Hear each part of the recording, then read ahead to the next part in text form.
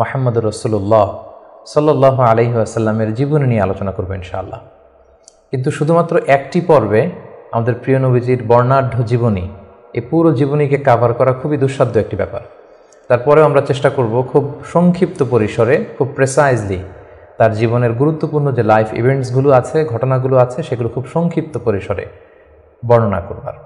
সম্মানিত সুধী, আল্লাহ তাআলা প্রিয় নবী মুহাম্মদ রাসূলুল্লাহ সাল্লাল্লাহু আলাইহি ওয়াসাল্লামকে জাজিরাতুল আরবে পাঠিয়েছিলেন। যে শহরে তিনি প্রিয় হাবিবকে পাঠিয়েছিলেন সেই শহরটি হচ্ছে মক্কাতুল মুকাররমা, এবং কুরাইশ বংশে রাসূল সাল্লাল্লাহু আলাইহি ওয়াসাল্লাম এসেছিলেন। বনু হাশিমি খানদানে তিনি এসেছিলেন, এবং আরবি ভাষাভাষী জনগোষ্ঠীর মাঝে আল্লাহ তাআলা প্রিয় নবী সাল্লাল্লাহু আলাইহি ওয়াসাল্লামকে প্রেরণ করেছেন। তিনি তার 40 বছর বয়সে নবুয়ত লাভ করেছেন, এবং সর্বশ্রেষ্ঠ আসমানি কিতাব আল কুরআন আল কারীম কিন্তু প্রিয় নবীজি মুহাম্মদুর রাসূলুল্লাহ সাল্লাল্লাহু আলাইহি ওয়াসাল্লামের উপর নাজিল হয়েছে, এবং দীর্ঘ 23 বছর ধরে মানবজাতির বিভিন্ন সমস্যার সমাধান দেওয়ার জন্য কোরআন আল্লাহ তাআলা নাজিল করেছিলেন। রাসূল সাল্লাল্লাহু আলাইহি ওয়াসাল্লাম পৃথিবীতে 63 বছর হায়াত পেয়েছেন, এবং 63 বছর শেষে তিনি মদিনাতুল মুনাওয়ারাতে ইন্তেকাল করেন, এবং সেখানেই তার নিজ হাতে প্রতিষ্ঠিত মসজিদে নববীর পাশে আজও তিনি শুয়ে আছেন। আমরা এই প্রফিট সিরিজে সৈয়দনা আদম আলাইহিস সালাম থেকে শুরু করে রাসূল সাল্লাল্লাহু আলাইহি ওয়াসাল্লাম পর্যন্ত কোরআনে বর্ণিত 25 জন নবীকে নিয়ে, তাদের জীবনী নিয়ে আমরা এখানে আলোচনা করছি। আর তারই ধারাবাহিকতায় রাসূল সাল্লাল্লাহু আলাইহি ওয়াসাল্লাম হচ্ছেন দ্য লাস্ট মেসেঞ্জার, সর্বশেষ নবী এবং সর্বশেষ রাসূল। আল্লাহ তাআলা সূরাতুল আহজাবে ইরশাদ করছেন, মা কানা মুহাম্মাদুন আবা আহাদিম মির রিজালিকুম ওয়ালাকিন রাসূলুল্লাহি ওয়া খাতামুন নবিয়্যিন। তিনি হচ্ছেন খাতামুন নবিয়্যিন, সর্বশেষ নবী।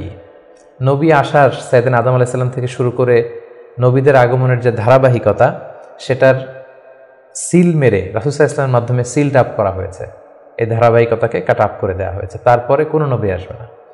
এবং রাসূল সাল্লাল্লাহু আলাইহি ওয়াসাল্লাম নিজেও ইরশাদ করেছেন যে লা নাবিয়্যা বা'দি, আমার পরে কেউই আর নবী হিসেবে আসবে না, আমি হচ্ছে শেষ নবী, শেষ রাসূল। এবং রাসূলুল্লাহ সাল্লাল্লাহু আলাইহি ওয়াসাল্লাম তিনি বনি ইসমাঈলের নবী, বনি ইসরাইলের নয়।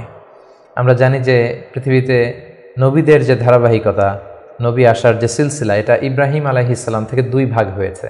কারণ আমরা সাইয়েদনা ইব্রাহিম আলাইহিস সালামের পর্বে বলেছিলাম যে তিনি হচ্ছেন আবুল আম্বিয়া, সকল নবীদের বাবা। ইব্রাহিম আলাইহিস সালামের 2 জন পুত্র সন্তান ছিল, আমরা জানি, ইসহাক আলাইহিস সালাম, ইসমাঈল আলাইহিস সালাম। এই ইসহাক আলাইহিস সালামের সন্তান হচ্ছে ইয়াকুব আলাইহিস সালাম, এবং এই চ্যানেলেই সব নবীরা এসেছে। ইয়াকুব আলাইহিস সালামের অপর নাম হচ্ছে ইসরাইল, ফলে এই চ্যানেলে যত নবী এসেছে তারা হচ্ছে বনি ইসরাইলের নবী। কিন্তু ইব্রাহিম আলাইহিস সালামের অপর সন্তান ইসমাঈল আলাইহিস সালামের চ্যানেলে কোনো নবী আসেনি। তো সব নবী যেহেতু ইসমাঈল আলাইহিস সালামের চ্যানেলে না এসে ইসহাক আলাইহিস সালামের চ্যানেলে এসেছে, সবাই ভেবেছিল শেষ নবীও হয়তো এই চ্যানেলেই আসবে। কিন্তু আল্লাহ তাআলা তাদের ধারণাকে নস্যাৎ করে দিয়ে সাইয়েদনা মুহাম্মদুর রাসূলুল্লাহ সাল্লাল্লাহু আলাইহি সাল্লামকে ইসমাঈল আলাইহিস সালামের চ্যানেলে প্রেরণ করেছেন। তাই তিনি বনি ইসমাঈল, তিনি বনি ইসরাইল নন। এবং রাসূল সাল্লাল্লাহু আলাইহি ওয়াসাল্লাম তিনি হচ্ছেন বিশ্ব নবী, গ্লোবাল প্রফেট, অথবা দ্য প্রফেট অব ইউনিভার্স। গোটা বিশ্বের জন্য তিনি নবী হয়ে পৃথিবীতে এসেছেন। আল্লাহ তাআলা বলছেন, ওয়ামা আরসালনাকা ইল্লা কাফাতান লিন-নাসি বাশীরা ওয়া নাযীরা। অর্থাৎ হে নবী, আমি আপনাকে গোটা বিশ্ববাসীর জন্য, পুরো মানব মণ্ডলীর জন্য আপনাকে আমি সুসংবাদ দানকারী এবং ভীতি প্রদর্শনকারী হিসেবে প্রেরণ করেছি। এবং সহিহ বুখারীর বর্ণনায় আল্লাহর হাবিব সাল্লাল্লাহু আলাইহি ওয়াসাল্লাম ফরমান যে আমাকে আল্লাহ তাআলা এমন 5টি নেয়ামত দিয়েছেন যেটা অন্য কোনো নবীকে দেননি। এর মধ্যে একটা হচ্ছে, অন্যান্য সকল নবীকে আল্লাহ তাআলা বিশেষ জনপদের জন্য, বিশেষ জাতিগোষ্ঠীর জন্য নবী করে প্রেরণ করেছেন, কিন্তু আমাকে আল্লাহ তাআলা গোটা মানব মণ্ডলীর জন্য প্রেরণ করেছেন। রাসূল সাল্লাল্লাহু আলাইহি ওয়াসাল্লাম বলেন, ওয়া কানা নাবিয়্যু ইউবআসু ইলা কওমিহি খাসসা, নবীদেরকে তাদের নির্দিষ্ট কওমে, জাতির কাছে নবী হিসেবে পাঠানো হয়েছে। ওয়া বুইসতু ইলান নাসি কাফা, আর আমি গোটা মানব মণ্ডলীর জন্য, বিশ্ববাসীর জন্য নবী হয়ে প্রেরিত হয়েছে। এবং রাসূলুল্লাহ সাল্লাল্লাহু আলাইহি ওয়াসাল্লামকে তিনি বলেছেন যে আমাকে শাফাআতের সুযোগ দেয়া হবে কিয়ামতের দিন, যে ভয়ঙ্করতম দিনে নবীরাও থারথার করে কাঁপতে থাকবে আল্লাহ তাআলার সামনে, একটি টু শব্দ করার সাহসটুকুন পাবে না, কোনো কথা বলার সাহস পাবে না। ঠিক সেই মুহূর্তে আল্লাহ রাসূল সাল্লাল্লাহু আলাইহি ওয়াসাল্লামকে শাফাআতের অনুমতি দেওয়া হবে। সুবহানাল্লাহি ওয়া বিহামদিহি। রাসূলুল্লাহ সাল্লাল্লাহু আলাইহি ওয়াসাল্লামের অনেকগুলো নাম রয়েছে। হাদিসে এসেছে যে রাসূল সাল্লাল্লাহু আলাইহি ওয়াসাল্লামের এক নাম হচ্ছে আল মাহি, আল আকিব, আল হাশির, কিন্তু কালামুল্লাহ মাজিদে রাসূল সাল্লাল্লাহু আলাইহি ওয়াসাল্লামের দুইটি নাম উল্লেখিত হয়েছে, একটি হচ্ছে মুহাম্মদ আর একটা আহমদ। আল্লাহ তাআলা বলছেন ওমা মুহাম্মাদুন ইল্লা রাসূল কদ খালাত মিন ক্বাবলিহির রুসুল, মুহাম্মদ তো একজন নবী আর তার আগে অনেক নবী পৃথিবীতে এসেছিলেন, তারা আবার বিদায় নিয়েছেন। তাহলে মুহাম্মদ নামটি পেলাম। মুহাম্মদ নাম ছাড়াও তার আরেকটি নাম কোরআনে উল্লেখিত হয়েছে, সেটা হচ্ছে আহমদ। সাইয়েদনা ঈসা আলাইহিস সালামের ভাষায় ইয়াতি মিন বাদি ইসমুহু আহমদ, তিনি বলেছিলেন যে আমার পরে একজন নবী আসবে, তার নাম হবে আহমদ। তাহলে কোরআনে রাসূল সাল্লাল্লাহু আলাইহি ওয়াসাল্লামের দুইটি নাম পাওয়া যায়, একটা মুহাম্মদ, একটা আহমদ। এবং রাসূল সাল্লাল্লাহু আলাইহি ওয়াসাল্লামকে আল্লাহ তাআলা আমাদের জন্য মডেল বানিয়ে পাঠিয়েছেন, সব ক্ষেত্রে তিনি আমাদের model, the best standard of character.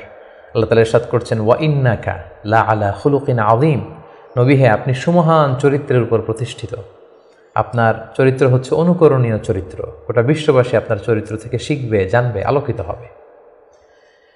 এবং রাসূল সাল্লাল্লাহু আলাইহি ওয়াসাল্লাম হচ্ছে the best example to follow, এই পৃথিবীতে যার ফলোয়ার হওয়া যায়, যাকে অনুসরণ করা যায়, যাকে অনুকরণ করা যায়, তার মধ্যে শ্রেষ্ঠতম হচ্ছে আমাদের পেয়ারা হাবিব মুহাম্মদ রাসূলুল্লাহ সাল্লাল্লাহু আলাইহি ওয়াসাল্লাম। আল্লাহ তাআলা ইরশাদ করছেন লাকাদ কানা লাকুম ফি রাসূলিল্লাহি উসওয়াতুন হাসানা, অর্থাৎ তোমাদের রাসূলের মধ্যেই রয়েছে তোমাদের জন্য সর্বোত্তম আদর্শ।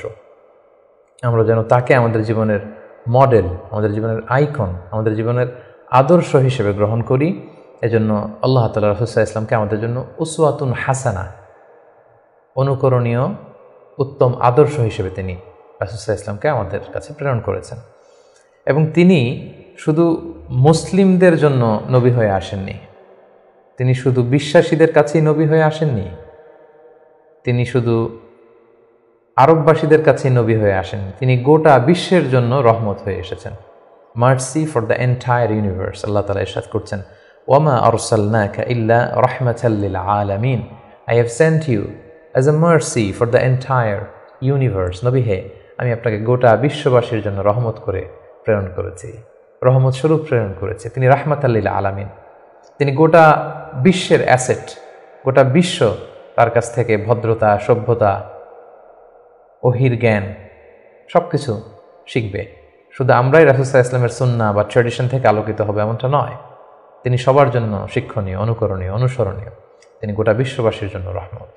প্রিয় সুধী, যেহেতু তিনি আমাদের জন্য আদর্শ, সেহেতু রাসূল সাল্লাল্লাহু আলাইহি ওয়াসাল্লাম আমাদের জন্য যা নিয়ে এসেছেন সেটাকে যেন আমরা আঁকড়ে ধরি, এটা আল্লাহ তাআলার ভার্ডিক্ট, অর্ডার। আল্লাহ তাআলা ইরশাদ করছেন ওয়ামা আতাকুমুর রাসূলু ফাখুযুহু ওয়ামা নাহাকুম আনহু ফান্তাহু, রাসূল সাল্লাল্লাহু আলাইহি ওয়াসাল্লাম তোমাদের জন্য যা নিয়ে এসেছেন সেটাকে ধরো, সেটাকে গ্রহণ করো, সেটাকে মানো, আর যেটা থেকে রাসূল সাল্লাল্লাহু আলাইহি ওয়াসাল্লাম তোমাদেরকে বারণ করেছেন সেটা থেকে তোমরা দূরে থাকো। এবং আমরা যদি আল্লাহ তাআলার ভালোবাসা পেতে চাই, সেক্ষেত্রে আল্লাহ তাআলা শর্ত জুড়ে দিয়েছেন যে আমার ভালোবাসা যদি পেতে চাও আমার নবীর অনুসরণ করো। আল্লাহ তাআলা বলছেন কুল ইন কুনতুম তুহিব্বুনাল্লাহা ফাত্তাবিউনি ইউহিব্বুকুমুল্লাহ, আল্লাহ বলছেন নবী হে আপনি জানিয়ে দিন যে তোমরা যদি আমি আল্লাহর ভালোবাসা পেতে চাও, তাহলে হে নবী আপনি বলুন যে ফাত্তাবিউনি, আমি নবীর অনুসরণ করো, তাহলে ইউহিব্বুকুমুল্লাহ, আল্লাহ তাআলা তোমাদেরকে ভালোবাসবেন। তো রাসূল সাল্লাল্লাহু আলাইহি ওয়াসাল্লামের ফলোয়ার হিসেবে, রাসূলুল্লাহ সাল্লাল্লাহু আলাইহি ওয়াসাল্লামের উম্মত হিসেবে আমাদের দায়িত্ব হচ্ছে রাসূল সাল্লাল্লাহু আলাইহি ওয়াসাল্লাম আমাদের জন্য যে শিক্ষা নিয়ে এসেছেন, যে হেদায়েত নিয়ে এসেছেন, যে আলোকবর্তিকা নিয়ে এসেছেন, কোরআন নিয়ে এসেছেন, এটা শিক্ষা যেন আমরা আমাদের ব্যক্তি জীবনে, সমাজ জীবনে, রাষ্ট্রীয় জীবনে যেন আমরা বাস্তবায়ন করি, এটা যেন আমরা আমাদের জীবনে ইমপ্লিমেন্ট করি। আমরা প্রফেট সিরিজের বিভিন্ন পর্বে বিভিন্ন নবীদের জীবন নিয়ে যখন আমরা আলোকপাত করেছিলাম, আমরা বলেছিলাম যে as a proof of their prophethood, Allah subhanahu wa ta'ala provides them মুজিজা। তারা যে নবী, তার প্রমাণ হিসেবে আল্লাহ তাআলা নবীদেরকে মুজিজা দিয়ে থাকেন। রাসূল সাল্লাল্লাহু আলাইহি ওয়াসাল্লামের জীবনীতেও আমরা দেখব যে অসংখ্য মুজিজা ছিল। আমরা একটির কথা যদি উল্লেখ করি যে মক্কার কুরাইশরা যখন রাসূল সাল্লাল্লাহু আলাইহি ওয়াসাল্লামকে নবী হিসেবে মানতে চাচ্ছিল না, রাসূল সাল্লাল্লাহু আলাইহি ওয়াসাল্লাম বললেন যে চাঁদকে যদি দ্বিখণ্ডিত করতে পারি তোমরা কি মেনে নিবে যে আমি আল্লাহর রাসূল? তারা বলল যে মেনে নিব। রাসূল সাল্লাল্লাহু আলাইহি ওয়াসাল্লাম আঙ্গুল উঁচু করলেন, চাঁদের দিকে ইঙ্গিত করলেন, চাঁদ দ্বিখণ্ডিত হয়ে দুই ভাগ হয়ে গেল। সুবহানাল্লাহ। আল্লাহ তাআলা সূরাতুল কমারে ইরশাদ করছেন ইকতারাবাতিস সাআতু ওয়ানশাক্কাল কমর ওয়া ইন ইয়ারা আয়াতান ইউরিদু ওয়া ইয়াকুলু সিহরুম মুস্তামির। রাসূল সাল্লাল্লাহু আলাইহি ওয়াসাল্লাম চাঁদ দ্বিখণ্ডিত করে ফেললেন, কিন্তু এই চমৎকার এই মুজিজা দেখার পরেও তারা কিন্তু ঈমান আনলো না। তারা বলল তুমি জাদু করেছো, চাঁদের মধ্যে ভেলকিবাজি করেছো, এমন বড় জাদুকর তুমি চাঁদের উপরও জাদুর প্রভাব খাটিয়েছ। তো এভাবে রাসূল ইসলাম যখনই কোরআনের আয়াত বলতেন, কোনো মুআজিজা দেখাতেন, তারা হয়তো রাসূল ইসলামকে জাদুকর বলতো, কখনো বলতো তুমি পাগল, কখনো বলতো তুমি কবি, কখনো বলতো তুমি গণক, নাউযুবিল্লাহি মিন যালিক। এভাবে রাসূল সাল্লাল্লাহু আলাইহি ওয়াসাল্লাম অনেকগুলো মুআজিজা তার জীবনে আমরা দেখতে পাই, যেগুলো তার মধ্যে থেকে অন্যতম মুআজিজা হচ্ছে তিনি চাঁদকে দ্বিখণ্ডিত করেছিলেন। এবং রাসূল সাল্লাল্লাহু আলাইহি ওয়াসাল্লাম জন্মের আগেই, যেগুলোকে মুবাশশিরাত বা ইরহাসাত বলে, নবী হওয়ার আগে এমন কিছু অলৌকিক ঘটনা, এরকম অনেক ঘটনা কিন্তু ঘটেছে। যেমন রাসূল সাল্লাল্লাহু আলাইহি ওয়াসাল্লামের প্রিয় মাতা আমেনা যখন গর্ভবতী ছিলেন, তখন তিনি দেখেছেন যে তার পেট থেকে একটা আলো বের হয়ে এটা শাম দেশের বড় বড় প্রাসাদগুলোকে আলোকিত করছে। এটা কিন্তু রাসূল সাল্লাল্লাহু আলাইহি ওয়াসাল্লাম যে পৃথিবীতে আসবেন তার আগাম একটা বার্তা। সম্মানিত সুধী, আমরা এই পর্যায়ে রাসূলুল্লাহ সাল্লাল্লাহু আলাইহি ওয়াসাল্লামের সরাসরি জীবনের দিকে যাব, ধারাবাহিক জীবন পরিক্রমা আলোচনা করব এবং বোঝবার সুবিধার্থে আমরা রাসূল সাল্লাল্লাহু আলাইহি ওয়াসাল্লামের পুরো জীবনীকে 3টি ভাগে ভাগ করেছি। তার প্রথম ভাগে আমি রাসূল সাল্লাল্লাহু আলাইহি ওয়াসাল্লামের জন্ম থেকে শুরু করে নবুয়ত পর্যন্ত এই 40 বছরের বর্ণনা দিব। সেক্ষেত্রে বয়স অনুসারে এই বর্ণনাটি দেয়া হবে। দ্বিতীয় ভাগে আমরা মক্কায় নবুয়তির যে 13 বছর, এই 13 বছরের বর্ণনা দিব। সেক্ষেত্রে নবুয়তির সন ভিত্তিক বর্ণনা দেওয়া হবে। এবং সবশেষে আমরা মদিনায় রাসূল সাল্লাল্লাহু আলাইহি ওয়াসাল্লাম যে 10টি বছর কাটিয়েছেন, তৃতীয় পর্বে বা তৃতীয় ভাগে আমরা সেটির বর্ণনা দিব, আর সেটা হবে হিজরি সন ভিত্তিক বর্ণনা। তাহলে সম্মানিত সুধী, আর কাল বিলম্ব না করে আমরা রাসূল সাল্লাল্লাহু আলাইহি ওয়াসাল্লামের বায়োগ্রাফির একেবারে মূল পর্বে চলে যাই। আমরা বলেছি যে প্রথম পর্বে আমরা রাসূল সাল্লাল্লাহু আলাইহি ওয়াসাল্লামের প্রথম 40টি বছরের বর্ণনা দিব, জন্ম থেকে শুরু করে নবী হওয়ার আগ পর্যন্ত। আমরা শুরুতেই বলেছি যে তিনি মাক্কাতুল মুকাররমায় এসেছেন, তিনি কুরাইশ বংশে জন্মগ্রহণ করেছেন, বনু হাশেম ছিল ওনার খানদান, এবং রাসূলুল্লাহ সাল্লাল্লাহু আলাইহি ওয়াসাল্লামের পিতার নাম ছিল আব্দুল্লাহ, মায়ের নাম ছিল আমিনা, দাদার নাম ছিল আব্দুল মুত্তালিব। এবং দুঃখজনক হলেও সত্য যে রাসূলুল্লাহ সাল্লাল্লাহু আলাইহি ওয়াসাল্লামের মাতা পিতার সংসার 7 দিনের বেশি ছিল না। মাত্র বিয়ের পরে তারা 7 দিনের মতো, 1 সপ্তাহের মতো সংসার করেছিলেন। সেই সাংসারিক জীবনেই রাসূল সাল্লাল্লাহু আলাইহি ওয়াসাল্লাম মায়ের গর্ভে এসেছেন। এবং রাসূল সাল্লাল্লাহু আলাইহি ওয়াসাল্লামের পিতা আব্দুল্লাহ তিনি ব্যবসার সফরে বেরিয়ে গিয়েছিলেন, ফেরবার পথে তিনি সেখানে ইন্তেকাল করেছেন। তখন রাসূল সাল্লাল্লাহু আলাইহি ওয়াসাল্লামের বয়স হচ্ছে মায়ের পেটের ভেতরে মাত্র 2 মাস। মায়ের পেটে থাকতেই তিনি বাবাহারা হয়েছেন। এবং তিনি জন্মগ্রহণ করেছেন যে বছরে, সেটাকে ঐতিহাসিকরা বলেছেন আমুল ফিল, অর্থাৎ আব্রাহার হস্তি বাহিনী যে বছর কাবা ধ্বংস করতে এসেছিলেন, ঠিক সেই বছর রবিউল আউয়াল মাসের 12 তারিখে সোমবার তিনি ওনার মা আমিনার কুলকে উজালা করে এই পৃথিবীতে এসেছেন, শুভাগমন করেছেন। এবং রাসূল সাল্লাল্লাহু আলাইহি ওয়াসাল্লামের আগমন এটা আমাদের জন্য আনন্দের, উচ্ছ্বাসের, ভালোবাসার। তিনি সর্বশেষ নবী, সর্বশেষ রাসূল হয়ে পৃথিবীতে আগমন করেছেন। রাসূলুল্লাহ সাল্লাল্লাহু আলাইহি ওয়াসাল্লাম সোমবার দিন জন্মগ্রহণ করেছেন, এটা নিয়ে ঐতিহাসিকদের মধ্যে কোনো মতভেদ নেই। কিন্তু তিনি কি রবিউল আউয়াল মাসের 12 তারিখে জন্মগ্রহণ করেছেন, নাকি 2 তারিখে, না 8 তারিখে, এই দিনগুলো নিয়ে ঐতিহাসিকরা মতভেদ করেছেন। তবে মাশহুর বা সবচেয়ে প্রসিদ্ধ মতামত হচ্ছে তিনি রবিউল আউয়াল মাসের 12 তারিখে জন্মগ্রহণ করেছেন আলাইহিস সালাতু ওয়াসসালাম। এবং রাসূলুল্লাহ সাল্লাল্লাহু আলাইহি ওয়াসাল্লামের এই জন্মের সালটাকে যদি আমরা খ্রিস্টাব্দ দিয়ে কনভার্ট করি, তাহলে সেটা ছিল 571 খ্রিস্টাব্দ। এবং আমরা জানি যে তৎকালীন সময়ে সম্ভ্রান্ত ফ্যামিলির লোকেরা তাদের সন্তানদেরকে ব্রেস্ট ফিডিং উইমেনদের কাছে দিয়ে দিত, দুধমা, তারা এসে তাদেরকে নিয়ে যেত। এবং রাসূল সাল্লাল্লাহু আলাইহি ওয়াসাল্লামকে হালিমাতুস সাদিয়া নামে একজন নারী, যিনি তায়েফ থেকে আরও 70 কিলো দূরে বনু সাদ এলাকা থেকে এসে তারা রাসূল সাল্লাল্লাহু আলাইহি ওয়াসাল্লামকে রাসূল সাল্লাল্লাহু আলাইহি ওয়াসাল্লামের দাদা আব্দুল মুত্তালিবের কাছ থেকে নিয়ে গিয়েছিল দুধ খাওয়ানোর জন্য। এবং সেটা তারা করতো এই কারণে যে যেহেতু মক্কা শহর, এখানে অনেক ব্যবসায়ীরা আসে, অনেক লোক আসে, এখানে আরবি ভাষার অনেক আঞ্চলিকতার একটা মিক্স আপ হয়ে গিয়েছিল।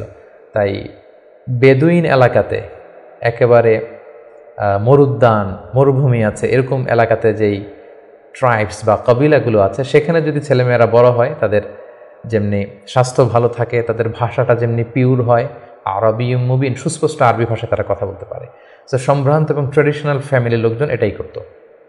তার ধারাবাহিকতায় রাসূল সাল্লাল্লাহু আলাইহি ওয়াসাল্লামকে বনু সাদ গোত্র থেকে এসে হালিমাতুস সাদিয়া বনু সাদ গোষ্ঠীর কাছে নিয়ে গেল যে তাকে লালন পালন করবে, কয়েক বছর দুধ খাওয়াবে। এটা ঘটেছিল তার জন্মের পরপরই। এবং রাসূল সাল্লাল্লাহু আলাইহি ওয়াসাল্লামের বয়স যখন 2, তখন অল্প কিছুদিনের জন্য হালিমাতুস সাদিয়া সেই বনু সাদ থেকে আবার মক্কায় নিয়ে এসেছিল, যাতে রাসূল সাল্লাল্লাহু আলাইহি ওয়াসাল্লামের মা আমিনা কিছুদিনের জন্য ছেলের সঙ্গ পান। কিছুদিন যখন আমিনা সঙ্গ পেল, তারপর আবার তাকে বনু সাদে নিয়ে যাওয়া হলো এবং রাসূলুল্লাহ সাল্লাল্লাহু আলাইহি ওয়াসাল্লাম হালিমাতুস সাদিয়ার দুগ্ধ পান করতে লাগলেন। হালিমাতুস সাদিয়ার সন্তানদের সাথে মরুদ্যান, মরুভূমির সেই বেদুইন পরিবেশে বেড়ে উঠতে লাগলেন। সেখানকার যে পিওর ল্যাঙ্গুয়েজ আছে, আরবি ভাষা শিখতে লাগলেন। এবং রাসূল সাল্লাল্লাহু আলাইহি ওয়াসাল্লামের বয়স যখন 4, তখন তার প্রথম শাক্কা সাদার হয়েছে, যেটাকে সিনা চাক বলে, ওপেন হার্ট সার্জারি। রাসূল সাল্লাল্লাহু আলাইহি ওয়াসাল্লামের জীবনে মোট 3 বার এটা ঘটেছিল। বয়স যখন 4 তখন একবার, ওহী নাজিলের সময় একবার, মেরাজ যখন তিনি গিয়েছিলেন তখন একবার। রাসূল সাল্লাল্লাহু আলাইহি ওয়াসাল্লাম মরুভূমিতে বনু সাদ গোষ্ঠীর ছোট ছেলেদের সাথে খেলাধুলা করছিলেন। হঠাৎ জিবরাইল আলাইহিস সালাম এসে রাসূল সাল্লাল্লাহু আলাইহি ওয়াসাল্লামকে এক পাশে নিয়ে গলা থেকে শুরু করে নাভি পর্যন্ত ছিঁড়ে রাসূল সাল্লাল্লাহু আলাইহি ওয়াসাল্লামের হৃদয়টাকে বের করে জামজামের পানি দিয়ে ধৌত করে আবার ভেতরে ঢুকিয়ে দিলেন। এই জায়গাটাকে আবার মিলিয়ে ফেললেন, যেটা আধুনিক সময়ে আমরা এটাকে ওপেন হার্ট সার্জারি বলি। এই দৃশ্য হালিমাতুস সাদিয়ার ছেলেমেয়েরা দেখে ভয়ে দৌড়াতে লাগলো। মায়ের কাছে যেয়ে বলল, আমাদের কোরাইশি ভাই বোধহয় মারা গিয়েছে। হালিমাতুস সাদিয়া বিচলিত হয়ে আসলেন, দেখলেন যে না, মারা যায়নি। মোহাম্মদ, শিশু মোহাম্মদ, তিনি বিচলিত অবস্থায় আছেন। তারা ভয় পেয়ে গেলেন এবং ভাবলেন যে না, এই ছেলের যদি কিছু হয়ে যায় তাহলে তো এর দায়ভার আমার উপর আসবে, আমরা দিয়ে আসবো মোহাম্মদকে। রাসূল সাল্লাল্লাহু আলাইহি ওয়াসাল্লামের বয়স যখন 5, তখন হালিমাতুস সাদিয়া রাসূল সাল্লাল্লাহু আলাইহি ওয়াসাল্লামকে নিয়ে, ছোট্ট মোহাম্মদ সাল্লাল্লাহু আলাইহি ওয়াসাল্লামকে নিয়ে তার মায়ের কাছে দিয়ে আসলেন।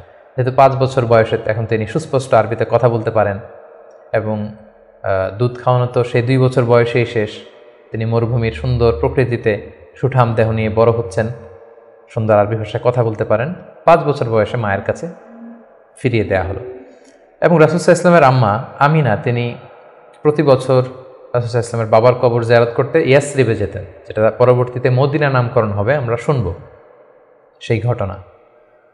প্রতি বছর যেহেতু তিনি যান, রাসূল সাল্লাল্লাহু আলাইহি ওয়াসাল্লামকে যখন নিয়ে আসা হলো, তার পরের বছর তিনি রাসূল সাল্লাল্লাহু আলাইহি ওয়াসাল্লামকে নিয়ে রাসূল সাল্লাল্লাহু আলাইহি ওয়াসাল্লামের বাবার কবর জিয়ারত করতে গেলেন। রাসূল সাল্লাল্লাহু আলাইহি ওয়াসাল্লামের বয়স তখন 6 বছরের ছোট্ট বালক। জিয়ারত করলেন। জিয়ারত করে ফিরে আসার পথে রাসূল সাল্লাল্লাহু আলাইহি ওয়াসাল্লামের মাতা আমিনা, তিনি মারা গেলেন মক্কা মদিনার মাঝখানে আবওয়া নামক জায়গায়। আল্লাহু আকবার। বয়স যখন মায়ের পেটে 2 মাস, বাবা হারা হলেন, পিতৃহারা। বয়স যখন মাত্র 6, মাতৃহারা, এখন কমপ্লিট ইয়াতিম মুহাম্মদ সাল্লাল্লাহু আলাইহি ওয়াসাল্লাম, বাবা মা হারা। তখন সাথে উম্মে আইমান নামে একজন দাসী ছিল, যিনি রাসূল সাল্লাল্লাহু আলাইহি ওয়াসাল্লামকে খুব ভালোবাসতেন, মায়ের কষ্ট বুঝতে দেননি। সেখান থেকে নিয়ে দাদার কাছে মক্কায় চলে আসলেন এবং রাসূল সাল্লাল্লাহু আলাইহি ওয়াসাল্লাম পরবর্তীতে বলেছিলেন, উম্মে আইমান ইয়া উম্মি বা'দা উম্মি, আমার মায়ের পরে উম্মে আইমানই আমার মা। সুবহানাল্লাহ। মক্কাতে যখন নিয়ে আসা হলো রাসূল সাল্লাল্লাহু আলাইহি ওয়াসাল্লামকে, শিশু মুহাম্মদকে, তখন তার দাদা আব্দুল মুত্তালিব তার দেখভালের দায়িত্ব নিলেন। কিন্তু অবাক করা কাণ্ড হচ্ছে, রাসূল সাল্লাল্লাহু আলাইহি ওয়াসাল্লাম যখন মাত্র 8 বছর বয়সে উপনীত হলেন, তার দাদাও ইন্তেকাল করলেন। এবার মাও নেই, বাবাও নেই, দাদাও নেই। ঠিক তখন রাসূল সাল্লাল্লাহু আলাইহি ওয়াসাল্লাম তার চাচা আবু তালেবের কাছে মানুষ হতে লাগলেন। রাসূল সাল্লাল্লাহু আলাইহি ওয়াসাল্লাম তার বয়স যখন 12, তখন তার চাচা আবু তালেব রাসূল সাল্লাল্লাহু আলাইহি ওয়াসাল্লামকে নিয়ে ব্যবসার কাজে শাম দেশের দিকে রওনা হয়েছিলেন।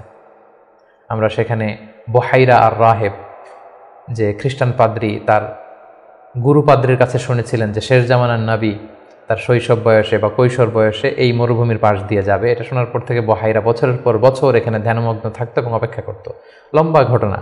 সম্মানিত, শুধু আমরা বলে রাখি যে আমরা কোনো ঘটনাতেই লম্বা চূড়া ঢুকে যাব না, আমরা শুধু কখন কি ইনসিডেন্ট হয়েছিল সেটা একটু করে আপনাদের সাথে শেয়ার করবার চেষ্টা করব। বুহাইরা আর রাহেব তার চাচা আবু তালেবকে বলল, এই ছেলে মুহাম্মদ নবী হবে, তার ভবিষ্যৎ অনেক উজ্জ্বল, ইহুদিরা যাতে জানতে না পারে, তুমি ফিরে যাও। এই ঘটনাটা তার বয়স যখন 12 তখন ঘটেছিল। রাসূল সাল্লাল্লাহু আলাইহি ওয়াসাল্লামের বয়স যখন 13, তখন থেকে তিনি মক্কার লোকদের ছাগল চড়াতে শুরু করলেন, মেষ পালক হিসেবে ক্যারিয়ার শুরু করলেন। অল্প কিছু পারিশ্রমিকের বিনিময়ে তিনি এটা করতেন। এটা শুধু রাসূল সাল্লাল্লাহু আলাইহি ওয়াসাল্লামের জীবনীতেই নয়, সমস্ত আম্বিয়া আলাইহিস সালামের জীবনীতে এটা ঘটেছে। সেই বুখারীর বর্ণনা, প্রিয়নবী বলেন, মা বা'আসাল্লাহু নাবিয়্যান ইল্লা রাআল গানাম, এই পৃথিবীতে আল্লাহ এমন কোনো নবী পাঠাননি যাদেরকে দিয়ে আল্লাহ মেষ চড়ান। সুবহানাল্লাহ। রাসূল সাল্লাল্লাহু আলাইহি ওয়াসাল্লাম এটা শুরু করেছিলেন। রাসূল সাল্লাল্লাহু আলাইহি ওয়াসাল্লামের বয়স যখন 20, তখন তিনি তরুণ যুবক, ওই বয়সে তিনি হেলফুল ফুজুল সংগঠন করেছিলেন, আরবিতে যেটাকে বলা হয় হালাফুল ফুদুল বা হালাফুল মুত্তাইয়িবিন, যুব সংগঠন করেছিলেন। এটার উদ্দেশ্য কী ছিল? যাতে মক্কাতে কেউ মাজলুম না হয়। এক লোক তার পণ্য বিক্রি করেছে, মক্কার এক সম্ভ্রান্ত লোক পণ্য কিনে টাকা দিতে চায়নি। সে পাহাড়ে উঠে চিৎকার করে বলল, মক্কায় কি এমন ন্যায়পরায়ণ কেউ নেই যে আমার টাকাটা উদ্ধার করে দিতে পারে? রাসূলুল্লাহ ইসলাম এই দৃশ্য দেখে কষ্ট পেলেন। তিনি প্রায় এরকম দৃশ্য দেখতেন যে জালিমরা অসহায় গরিব লোকদেরকে মক্কায় এভাবে ঠকাচ্ছে। তিনি তার চাচা জুবাইর ইবনে আব্দুল মুত্তালিব সহ ওনাদের সমবয়স্ক ইয়াংদেরকে নিয়ে একটা সোসাইটি করলেন। এই সোসাইটির নাম তারা দিলেন হালাফুল ফুদুল, যেটা বাংলায় আমরা হিলফুল ফুজুল বলি। এবং তারা এই সংগঠনের নাম দিয়েছিলেন হালাফুল মুত্তাইয়িবিন। বেসিকলি তারা আরব দেশের ট্রেডিশন ছিল, তারা যখন সংঘবদ্ধ হতো তারা এক গামলা রঙের ভেতরে হাত ঢুকিয়ে দিয়ে তারা পাথরের মধ্যে হাতের ছাপ দিত। সবাই এভাবে হাতের ছাপ দিয়ে তারা প্রমাণ দিত যে আমরা ঐক্যবদ্ধ, সংঘবদ্ধ আছি। তো এভাবে রাসূল সাল্লাল্লাহু আলাইহি ওয়াসাল্লাম যখন এই যুব সংগঠন করলেন, তখন আর জালিমরা সাহস পেল না গরিবদেরকে ঠকাতে, এবং তারা গরিবদের হক এভাবে উদ্ধার করে দিত। সুবহানাল্লাহি ওয়া বিহামদিহি। রাসূল সাল্লাল্লাহু আলাইহি ওয়াসাল্লামের বয়স যখন 25, তখন তিনি দ্বিতীয়বারের জন্য মক্কার বাইরে গেলেন। শাম দেশে তিনি ব্যবসায়িক কাজে গেলেন, এবং সেটা ছিল মূলত খাদিজাতুল কুবরা রাদিয়াল্লাহু তাআলা আনহা, যিনি মক্কার একজন সম্ভ্রান্ত নারী ছিলেন। তিনি সম্পদ বা অর্থ ইনভেস্ট করেছিলেন, এবং রাসূল সাল্লাল্লাহু আলাইহি ওয়াসাল্লাম তার হয়ে তার প্রোডাক্টগুলো নিয়ে বিক্রির জন্য গিয়েছিলেন। এবং তিনি সফর শেষে অঢেল সম্পদ, অঢেল অর্থ করে তিনি প্রফিট করে দিয়েছিলেন অন বিহাফ অফ খাদিজা রাদিয়াল্লাহু তাআলা। এবং খাদিজা রাদিয়াল্লাহু তাআলা এটা দেখে খুব খুশি হয়েছিলেন, এবং রাসূল সাল্লাল্লাহু আলাইহি ওয়াসাল্লামের যে পোর্শন সেটাও রাসূল সাল্লাল্লাহু আলাইহি ওয়াসাল্লাম পেয়েছিল। এই সফরে, এই ব্যবসায়িক সফরে খাদিজা রাদিয়াল্লাহু তাআলা আনহার একজন দাসী ছিল, নাম মাইসারা। তিনি ছিলেন সফর সঙ্গে, কাফেলার মধ্যে তিনিও ছিলেন। সফর শেষে যখন রাসূল সাল্লাল্লাহু আলাইহি ওয়াসাল্লাম অনেক লাভ করে, প্রফিট করে ফিরলেন, তখন খাদিজা রাদিয়াল্লাহু তাআলা আনহা খুব খুশি হলেন। এবং মাইসারা তখন খাদিজাকে জানান দিল যে, খাদিজা, এই মানুষ মুহাম্মদ কোনো সাধারণ মানুষ নন। খাদিজা বললেন, তাই নাকি? কি দেখেছ তুমি এই থ্রু আউট দ্য জার্নি, এই পুরো সফরে তুমি কি খেয়াল করেছো? তিনি বললেন যে মুহাম্মাদের চলন বলন কথা এটা আলাদা, অন্য সবার চেয়ে, কাফেলার প্রত্যেকটা পুরুষের চেয়ে আলাদা। তিনি অন্যরকম, তিনি সাধারণ কোনো মানুষ নন, অসাধারণ একজন মানুষ। তার কথা বার্তা, তার চলা ফেরা, তার আচরণ, তার ডিলিংস, তার বুদ্ধিমত্তা অসাধারণ। মাইসারা যখন এই কথা বলল, তখন খাদিজাতুল কুবরা তিনি রাসূল সাল্লাল্লাহু আলাইহি ওয়াসাল্লামের প্রতি আকৃষ্ট হলেন। তার একজন কাছের বান্ধবীর কাছে শেয়ার করলেন। তারা সবাই মিলে রাসূল সাল্লাল্লাহু আলাইহি ওয়াসাল্লামের চাচাদের কাছে যেয়ে বললেন যে, রাসূল সাল্লাল্লাহু আলাইহি ওয়াসাল্লামকে খাদিজা পছন্দ করে, আমরা বিয়ের ব্যাপারে ভাবতে পারি কিনা। চাচারা রাসূল সাল্লাল্লাহু আলাইহি ওয়াসাল্লামকে জানালেন, রাসূল সাল্লাল্লাহু আলাইহি ওয়াসাল্লাম এগ্রি করলেন। এই 25 বছর বয়সে রাসূল সাল্লাল্লাহু আলাইহি ওয়াসাল্লাম তার প্রথম বিয়েটি সম্পন্ন করলেন, আলহামদুলিল্লাহ। এবং রাসূল সাল্লাল্লাহু আলাইহি ওয়াসাল্লাম 20টি উট দিয়েছিলেন as a dowry, as a মাহার। বিয়ের মাহার হিসেবে খাদিজা রাদিয়াল্লাহু তাআলা আনহাকে 20টা উট দিয়েছিলেন। রাসূল সাল্লাল্লাহু আলাইহি ওয়াসাল্লামের বয়স যখন 30, খাদিজা রাদিয়াল্লাহু তাআলা আনহা রাসূল সাল্লাল্লাহু আলাইহি ওয়াসাল্লামের ঘরকে উজালা করে তার প্রথম সন্তান, কন্যা সন্তান জন্মগ্রহণ করলো, জাইনাব। রাসূল সাল্লাল্লাহু আলাইহি ওয়াসাল্লামের বয়স যখন 33, দ্বিতীয় কন্যা সন্তান রুকাইয়া জন্মগ্রহণ করলো। রাসূল সাল্লাল্লাহু আলাইহি ওয়াসাল্লামের বয়স যখন 34, তৃতীয় কন্যা সন্তান উম্মে কুলসুম আসলো। রাসূল সাল্লাল্লাহু আলাইহি ওয়াসাল্লামের বয়স যখন 35, ফাতেমা রাদিয়াল্লাহু তাআলা আনহা তিনি জন্মগ্রহণ করলেন। এবং তখন কাবা ঘরের একটা রিনোভেশন হলো। আগুন লেগে বন্যার পানিতে কয়েকবার কাবা ধ্বংস হয়ে গিয়েছিল। ঠিক সেই সময়তে রাসূল সাল্লাল্লাহু আলাইহি ওয়াসাল্লামের বয়স যখন 35, কাবাকে আবার রিবিল্ড অফ কাবা বা রিনোভেশন অফ কাবা করা হয়েছিল। ইব্রাহিম আলাইহিস সালামের যে ভিত্তির উপর কাবা তৈরি করেছিলেন, সেই ভিত্তি ঠিক রেখে পাথর এনে কাবা নির্মাণ করা হয়েছিল। এবং হাজরা আসওয়াদ নিয়ে একটা দ্বন্দ্ব লেগেছিল, কে রাখবে এই জান্নাতি পাথর। 4টা গ্রুপ হয়ে গিয়েছিল। পরবর্তীতে রাসূল সাল্লাল্লাহু আলাইহি ওয়াসাল্লাম এটার সমাধান দিয়েছিলেন। রাসূলুল্লাহ সাল্লাল্লাহু আলাইহি ওয়াসাল্লামের বয়স যখন 37 বছর, তখন থেকে তিনি একাকী নির্জনে ইবাদত করতেন, ধ্যানমগ্ন থাকতেন। হুব্বিবা ইলাইহিল খালা, নিঃসঙ্গত তার কাছে প্রিয় করে দেয়া হলো। সম্মানিত সুধী, জাহিলি যুগে রাসূল সাল্লাল্লাহু আলাইহি ওয়াসাল্লামের ধর্মবিশ্বাস কী ছিল সেটা নিয়ে যদি আমরা বলি, তাহলে আমরা বলবো যে তিনি কখনো শিরকের সাথে জড়িত হননি, তিনি কখনো কোনো মূর্তিকে টাচ করেননি, তিনি আল্লাহ ছাড়া কারো কাছে কোনো কিছু কামনা করেননি। এবং তিনি হানিফ সম্প্রদায়ের অন্তর্ভুক্ত ছিলেন, অর্থাৎ ইব্রাহিম আলাইহিস সালামের স্বচ্ছ হানিফ ধর্মবিশ্বাসের যতটুকু মক্কাতে তখন অবশিষ্ট ছিল, রাসূল সাল্লাল্লাহু আলাইহি ওয়াসাল্লাম সেগুলোর প্রতি আকৃষ্ট ছিলেন, তিনি সেগুলো পালন করতেন। কিন্তু এই জাহিলি সমাজের মধ্য থেকে মানুষগুলোকে এক আল্লাহর দিকে কিভাবে নেবেন, সঠিক রাস্তা কোনটা, একটা স্ট্রাকচার্ড রিলিজিয়ান, স্ট্রাকচার্ড শারিয়া ওনার কাছে ছিল না। ফলে সেটা তিনি কামনা করছিলেন, খুঁজছিলেন, মহাসত্যকে তিনি খুঁজে বেড়াচ্ছিলেন। এজন্য ওনার বয়স যখন 37 ইয়ার্স ওল্ড, তখন হব্বিবা ইলাইহিল খালা, নিঃসঙ্গতা, একাকী ধ্যান করা, এই মহাবিশ্ব নিয়ে গবেষণা করা, এই মহাবিশ্বের স্রষ্টাকে কিভাবে আরও তার সান্নিধ্য পাওয়া যায় সেটা নিয়ে তিনি চিন্তা গবেষণা করছিলেন। এবং ঠিক সেই মুহূর্তে তিনি হেরা গুহাতে যেতেন, এবং এটা চলেছিল তার বয়স যখন 37 থেকে শুরু করে 39 বছর 6 মাস পর্যন্ত এই ধ্যান তিনি করতেন। খাবার নিয়ে হেরা গুহাতে যেতেন, সেখানে ধ্যানমগ্ন তিনি থাকতেন এবং তিনি স্রষ্টার সান্নিধ্য পাওয়ার চেষ্টা করতেন। সত্য, মহাসত্যকে তিনি অর্জনের জন্য চেষ্টা করতেন। রাসূলুল্লাহ সাল্লাল্লাহু আলাইহি ওয়াসাল্লামের বয়স যখন 39 বছর 6 মাস, তখন থেকে, অর্থাৎ 40 বছর হতে আর মাত্র 6 মাস বাকি, তখন থেকে তিনি গুড ড্রিমস আর রুইয়া সাদেকা, বেশি বেশি সত্য স্বপ্ন দেখতে শুরু করলেন। প্রতিদিনই স্বপ্ন দেখতেন এবং রাতে যাই স্বপ্ন দেখতেন সকালবেলা সেটা বাস্তবায়িত হতো। ফলে তিনি স্বপ্নে রাতে যা দেখতেন সকালবেলা বাস্তবে সেটা সমাজে তিনি দেখতে পেতেন। এভাবে একাকী তিনি খাবার নিয়ে, পাথেয় নিয়ে সেই 632 মিটার উঁচু মাক্কাতুল মুকাররমায় গারে হেরাতে, হেরা পাহাড়ে তিনি চলে যেতেন, ধ্যানমগ্ন থাকতেন এবং মহাসত্যের সন্ধান করতেন। ঠিক তার বয়স যখন 40 বছরে উপনীত হলো, তিনি মহাসত্যের সন্ধান পেলেন। সুবহানাল্লাহি বিহামদি। সেদিন জিবরাইল আলাইহিস সালাম রেশমি কাপড়ে সূরাতুল আলাকের প্রথম 5 আয়াত নিয়ে এসে বললেন, পড়ুন। তিনি বললেন, আমি তো পড়তে জানি না। কয়েকবার বলার পরে পড়তে জানেন না তিনি বললেন। তিনি রাসূল সাল্লাল্লাহু আলাইহি ওয়াসাল্লামকে 3 বার জড়িয়ে ধরলেন। এবার তিনি পড়লেন, ইকরা বিসমি রাব্বিকাল্লাযী খালাক, খালাকাল ইনসানা মিন আলাক, ইকরা ওয়া রাব্বুকাল আকরাম আল্লাযী আল্লামা বিল কলম, আল্লামাল ইনসানা মা লাম ইয়ালাম। এই যে কোরআনের প্রথম 5 আয়াত হেরা গুহাতে নাজিল হলো, তখন রাসূল সাল্লাল্লাহু আলাইহি ওয়াসাল্লাম পড়লেন। 5টি আয়াত পড়ে তিনি হেরা গুহা থেকে কাঁপতে কাঁপতে নেমে আসলেন। নেমে এসে দেখেন জিবরাইল আলাইহিস সালামকে তার প্রকৃত রূপে দেখলেন, যে বিশাল আকৃতির, দিগন্ত বিস্তৃত তার আকৃতি। তিনি আরো ভয় পেলেন। এই 5 আয়াত নিয়ে তিনি নিচে নেমে আসলেন, কাঁপতে লাগলেন এবং আম্মাজান খাদিজা ওনার স্ত্রীর কাছে এসে বললেন, জাম্মিলুনি জাম্মিলুনি, আমার ভয় লাগছে, আমাকে কম্বল চাপা দাও। কম্বল চাপা দেয়া হলো, আয়াত নাজিল হলো, ইয়া আইয়ুহাল মুজাম্মিল কুমিল লাইলা ইল্লা কালিলা, এ কম্বলওয়ালা দাঁড়াও, দাঁড়িয়ে তাহাজ্জুদের সালাত পড়ো। তিনি বললেন, আমাকে দাসসিরুনি দাসসিরুনি, আমাকে বস্ত্র দিয়ে চাপা দাও, আমার ভয় লাগছে, আমি মনে হয় মারা যাব। রাসূল ইসলামের গায়ে জ্বর এসে গেল, কাঁপুনি এসে গেল। কারণ কোরআনটা হচ্ছে ইন্না সানুলকি আলাইকা কওলান সাকিলা, এটা খুব ভারী, পাওয়ারফুল একটা স্ট্রং মেসেজ। এটা রিসিভ করা এত সহজ কোনো বিষয় নয়। যখন তিনি বললেন, কাপড় দিয়ে আমাকে আচ্ছাদন করো, আয়াত নাজিল হলো, ইয়া আইয়ুহাল মুদ্দাসসির কুম ফাআনজির, হে কাপড়ওয়ালা দাঁড়াও, কুম দাঁড়াও, বসে থাকার সময় নেই, কুম ফাআনজির, মানুষকে সতর্ক করো। এই যে রাসূল সাল্লাল্লাহু আলাইহি ওয়াসাল্লাম দাঁড়ালেন আর বিশ্রামের সময়টুকু পেলেন না, কোরআন নাজিল হতে লাগলো। রাসূল সাল্লাল্লাহু আলাইহি ওয়াসাল্লাম ভয় পেতে লাগলেন শুরুর দিকে। আম্মাজান খাদিজা আশ্বস্ত করে বললেন যে আপনি ভয় পাবেন না, আপনার মধ্যে অনেক ভালো গুণাবলী আছে, আল্লাহ আপনাকে কখনোই অপদস্থ করবেন না। তিনি তার কাজিনের কাছে, ওরাকা ইবনে নাওফলের কাছে নিয়ে গেলেন। তিনিও আশ্বস্ত করলেন যে যাকে তুমি দেখেছো বিশাল আকৃতিতে, যে তোমার কাছে সূরা আলাকের 5 আয়াত নিয়ে এসেছে, তিনি হচ্ছেন নামুস, সে জিবরিল।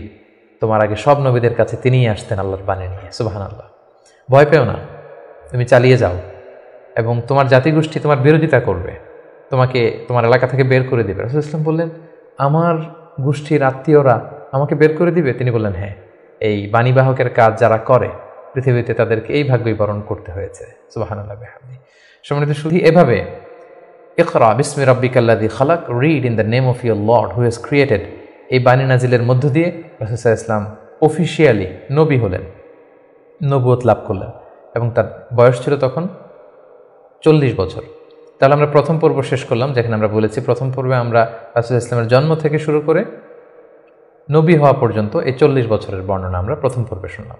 এবারে আমরা দ্বিতীয় পর্বে চলে যাব।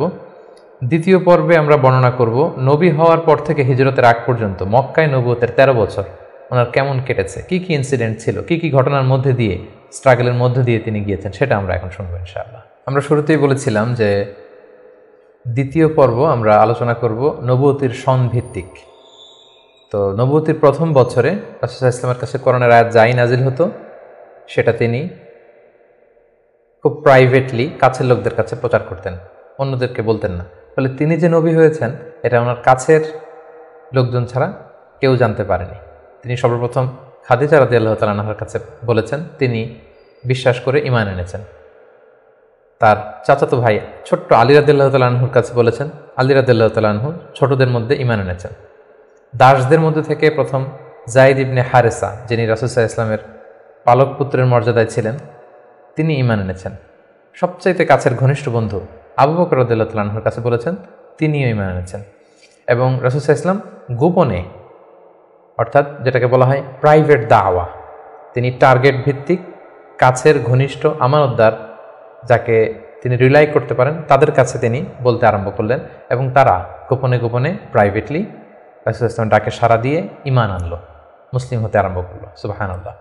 এভাবে 3 বছর তিনি প্রাইভেট দাওয়া দিয়েছেন মক্কায়। নবুয়তির 3য় বছরে 3 বছর পর আল্লাহ তাআলা আয়াত নাজিল করলেন, ফাসদা বিমা তুমার ওয়া আরিদ আনিল মুশরিকিন। নবী হে, এখন আর প্রাইভেট দাওয়া নয়, এবার পাবলিক দাওয়া, পাবলিক প্রোক্লেমেশন, অর্থাৎ পাবলিকলি আপনি এবার প্রচার করুন, যাই নাজিল হয় আপনি প্রচার করুন। এবার রাসূল সাল্লাল্লাহু আলাইহি ওয়াসাল্লাম প্রচার করতে আরম্ভ করলেন পাবলিকলি। তিনি পাবলিকলি তাওহীদের দাওয়াত দিতে শুরু করলেন, রিসালাতের দাওয়াত দিতে শুরু করলেন, আখিরাতের দাওয়াত দিতে শুরু করলেন। যখনই তিনি পাবলিকলি দাওয়াত দিতে শুরু করলেন তখনই বিরোধিতা শুরু হলো, নানা ধরনের বাধা বিপত্তি আসতে শুরু করলো।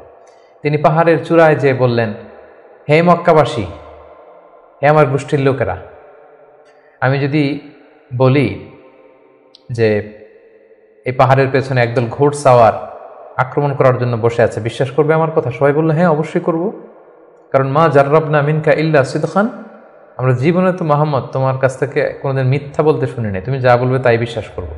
তখন রাসূল সাল্লাল্লাহু আলাইহি ওয়াসাল্লাম বললেন, তাহলে জেনে রাখো, আমাকে যদি নবী হিসেবে না মানো, আখিরাতে যদি বিশ্বাস না করো, আল্লাহকে যদি একক একমাত্র রব হিসেবে না মানো, তোমাদের জন্য কঠিন শাস্তি অপেক্ষা করছে। একথা শুনে তারা মর্মাহত হলো এবং রাসূল সাল্লাল্লাহু আলাইহি ওয়াসাল্লামের চাচা আবু লাহাব পাথর নিয়ে রাসূল সাল্লাল্লাহু আলাইহি ওয়াসাল্লামের প্রতি নিক্ষেপ করলেন। এবং তখনই সূরাতুল লাহাব নাজিল হলো। সূরাতুল লাহাব, তাব্বাত ইয়াদা আবি লাহাবি ওয়া তাব, ধ্বংস হোক, নিপাত যাক আবু লাহাবের 2 হাত। কিন্তু রাসূল সাল্লাল্লাহু আলাইহি ওয়াসাল্লাম থামলেন না, তিনি দাওয়াত দিতে লাগলেন এবং মক্কার গরিব শ্রেণীর যেই লোকেরা আছে, কর্মচারী, শ্রমজীবী, খেটে খাওয়া মানুষ, দাস, তারা রাসূল সাল্লাল্লাহু আলাইহি ওয়াসাল্লামের দাওয়াতে সাড়া দিয়ে মুসলমান হতে লাগলো, তাদের সংখ্যা বাড়তে লাগলো এবং তাদের উপর অত্যাচার আরম্ভ হয়ে গেল। নবুয়তির 5ম বৎসরে এই ক্ল্যাশ, এই সংঘাত মারাত্মক আকারে রূপ নিল। কোথাও বেলাল রাদিয়াল্লাহু তাআলা আনহুকে পিটিয়ে আহত করা হচ্ছে, কোথাও খাব্বাব রাদিয়াল্লাহু তাআলা আনহুকে, কোথাও খুবাইব রাদিয়াল্লাহু তাআলা আনহুকে, কখনো আম্মার ইবনে ইয়াসারকে, কখনো সুমাইয়া রাদিয়াল্লাহু তাআলা আনহাকে। তাদেরকে নানাভাবে নির্যাতন, অত্যাচার শুরু করা হলো এবং উপায়ন্তর না দেখে নবুয়তির 5ম বছর রাসূল সাল্লাল্লাহু আলাইহি ওয়াসাল্লাম বললেন যে না, এভাবে অত্যাচারের মধ্য দিয়ে যাওয়া যায় না। আমি শুনেছি যে নাজ্জাশির বাদশাহ, ইথিওপিয়াতে হাবাসাতে একজন বাদশাহ আছে, ইমামুন আদিল, এ জাস্ট কিং, তার কাছে কেউ নাকি অত্যাচারিত হয় না, তোমরা সেখানে হিজরত করো। নবুয়তির 5ম বৎসর একটা বিশাল সংখ্যক মুসলিম সাহাবি তারা আবিসিনিয়াতে হিজরত করলো এবং এই বছরই পাপিষ্ঠ আবু জাহাল বর্ষার আঘাতে ইসলামের প্রথম নারী শাহিদা সুমাইয়া রাদিয়াল্লাহু তাআলা আনহাকে তিনি শহীদ করে দিয়েছিলেন, হত্যা করেছিলেন। এভাবে খুব কঠিন মুহূর্ত যখন যাচ্ছিল মুসলিমদের উপর, মুসলিমদের একটা অংশ আবিসিনিয়াতে হিজরত করলো, রাসূল সাল্লাল্লাহু আলাইহি ওয়াসাল্লাম অন্যান্যদেরকে নিয়ে কষ্ট সহ্য করেও মক্কাতে অবস্থান করলেন। ঠিক ওই মুহূর্তে একটা আশার বাণী নিয়ে আসলো আমির হামজা, রাসূল সাল্লাল্লাহু আলাইহি ওয়াসাল্লামের চাচার ইসলাম গ্রহণ এবং ওমরে ফারুকের ইসলাম গ্রহণ। সুবহানাল্লাহ। তারা যখন ইসলাম ধর্ম গ্রহণ করলো তখন মক্কার কুরাইশ একটা নড়ে চড়ে বসলো, কারণ তারা তখন পাবলিকলি কয়েকজন একসাথে মিলে 2টা লাইন করে মিছিল দিতে শুরু করলো, আল্লাহু আকবার, আল্লাহু আকবার, তাকবীর দিতে দিতে তারা কাবা পর্যন্ত গেল।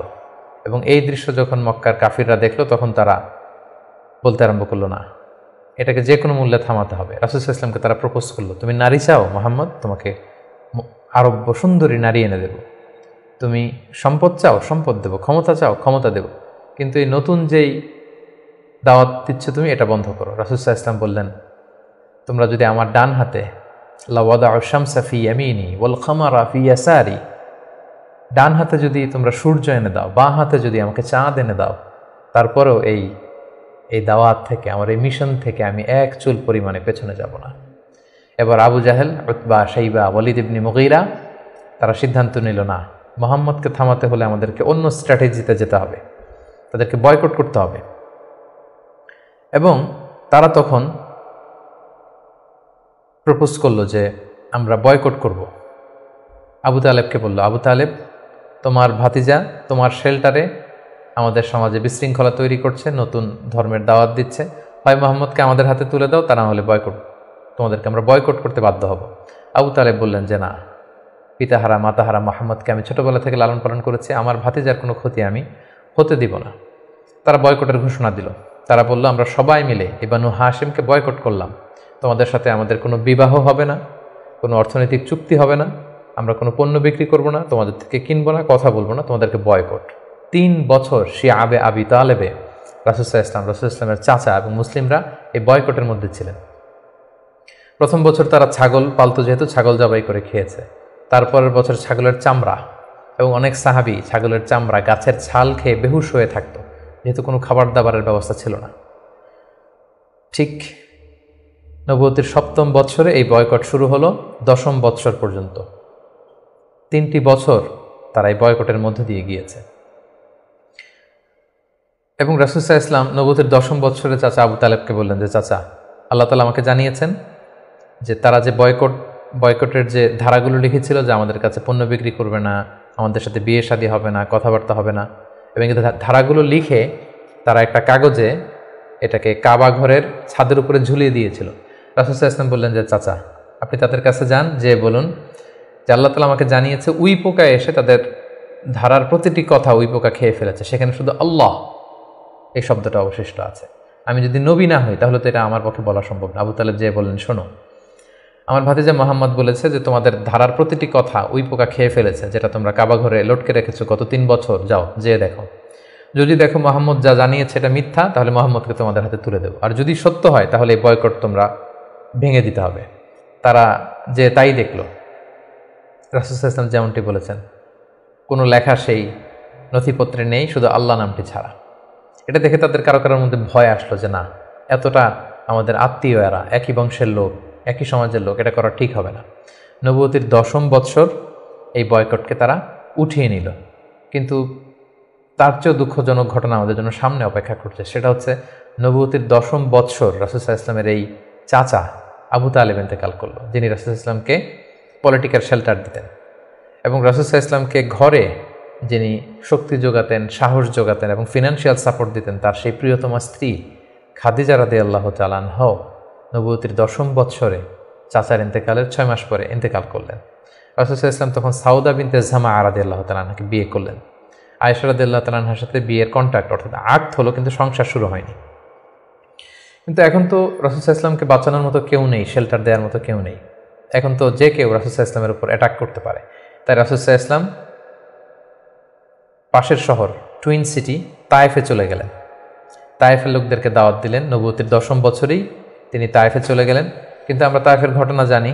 To make the long story short, সেখানে তিনি রিজেক্টেড হলেন, পাথর মারা হলো, রক্তাক্ত হয়ে তিনি ফিরে আসলেন এক খেজুর বাগানের ভেতরে। ফজরের সময় তিনি যখন তেলাওয়াত করছিলেন, একদল জিন যাচ্ছিল এবং তারা রাসূলুল্লাহ ইসলামের কণ্ঠের তেলাওয়াত শুনে জিন জাতি ঈমান এনে ফেলল। আল্লাহ তাআলা বুঝাতে চাইলেন, নবী হে, মক্কায় নির্যাতিত হয়ে তায়েফে গিয়েছেন, তায়েফে রক্তাক্ত হয়েছেন, রিজেক্টেড হয়েছেন, তায়েফের লোকের আপনার কথা শুনেনি, কিন্তু অদৃশ্য জগতের এক জাতি, জিন জাতি, আপনার এই কথা শুনে ঈমান এনে মুসলমান হয়ে গিয়েছে। সুবহানাল্লাহ। তায়েফে যখন তিনি রিজেক্টেড হলেন, এবার তিনি কোথায় যাবেন? মক্কাতে আসলে এখানে মৃত্যু অপেক্ষা করছে। তায়েফে তিনি আশ্রয় পেলেন না। এবার তিনি মক্কার অনতি দূরে দাঁড়িয়ে একজন লোককে পাঠালেন যে যাও, যে বলো যে কেউ কি নেই আমাকে শেল্টার দিবে। আমার তো এটা আমার শেকড়, জন্মভূমি, আমার বাবা দাদা সবাই এ এলাকার, আমার স্মৃতি, শৈশব কৈশোর সব এখানে। আমি তো তোমাদের সাথে কোনো খারাপ আচরণও কখনো করিনি, কাউকে ঠকাইনি, আমাকে থাকবার জন্য কি কেউ আশ্রয় দিবে না? কেউ তখন আবু জাহেল, উতবা, সাইবার ভয়ে রাসূলুল্লাহ ইসলামকে আমান বা সিকিউরিটি দিতে রাজি হলো না একজন লোক ছাড়া, তিনি হচ্ছেন মুতঈম ইবনে আদি।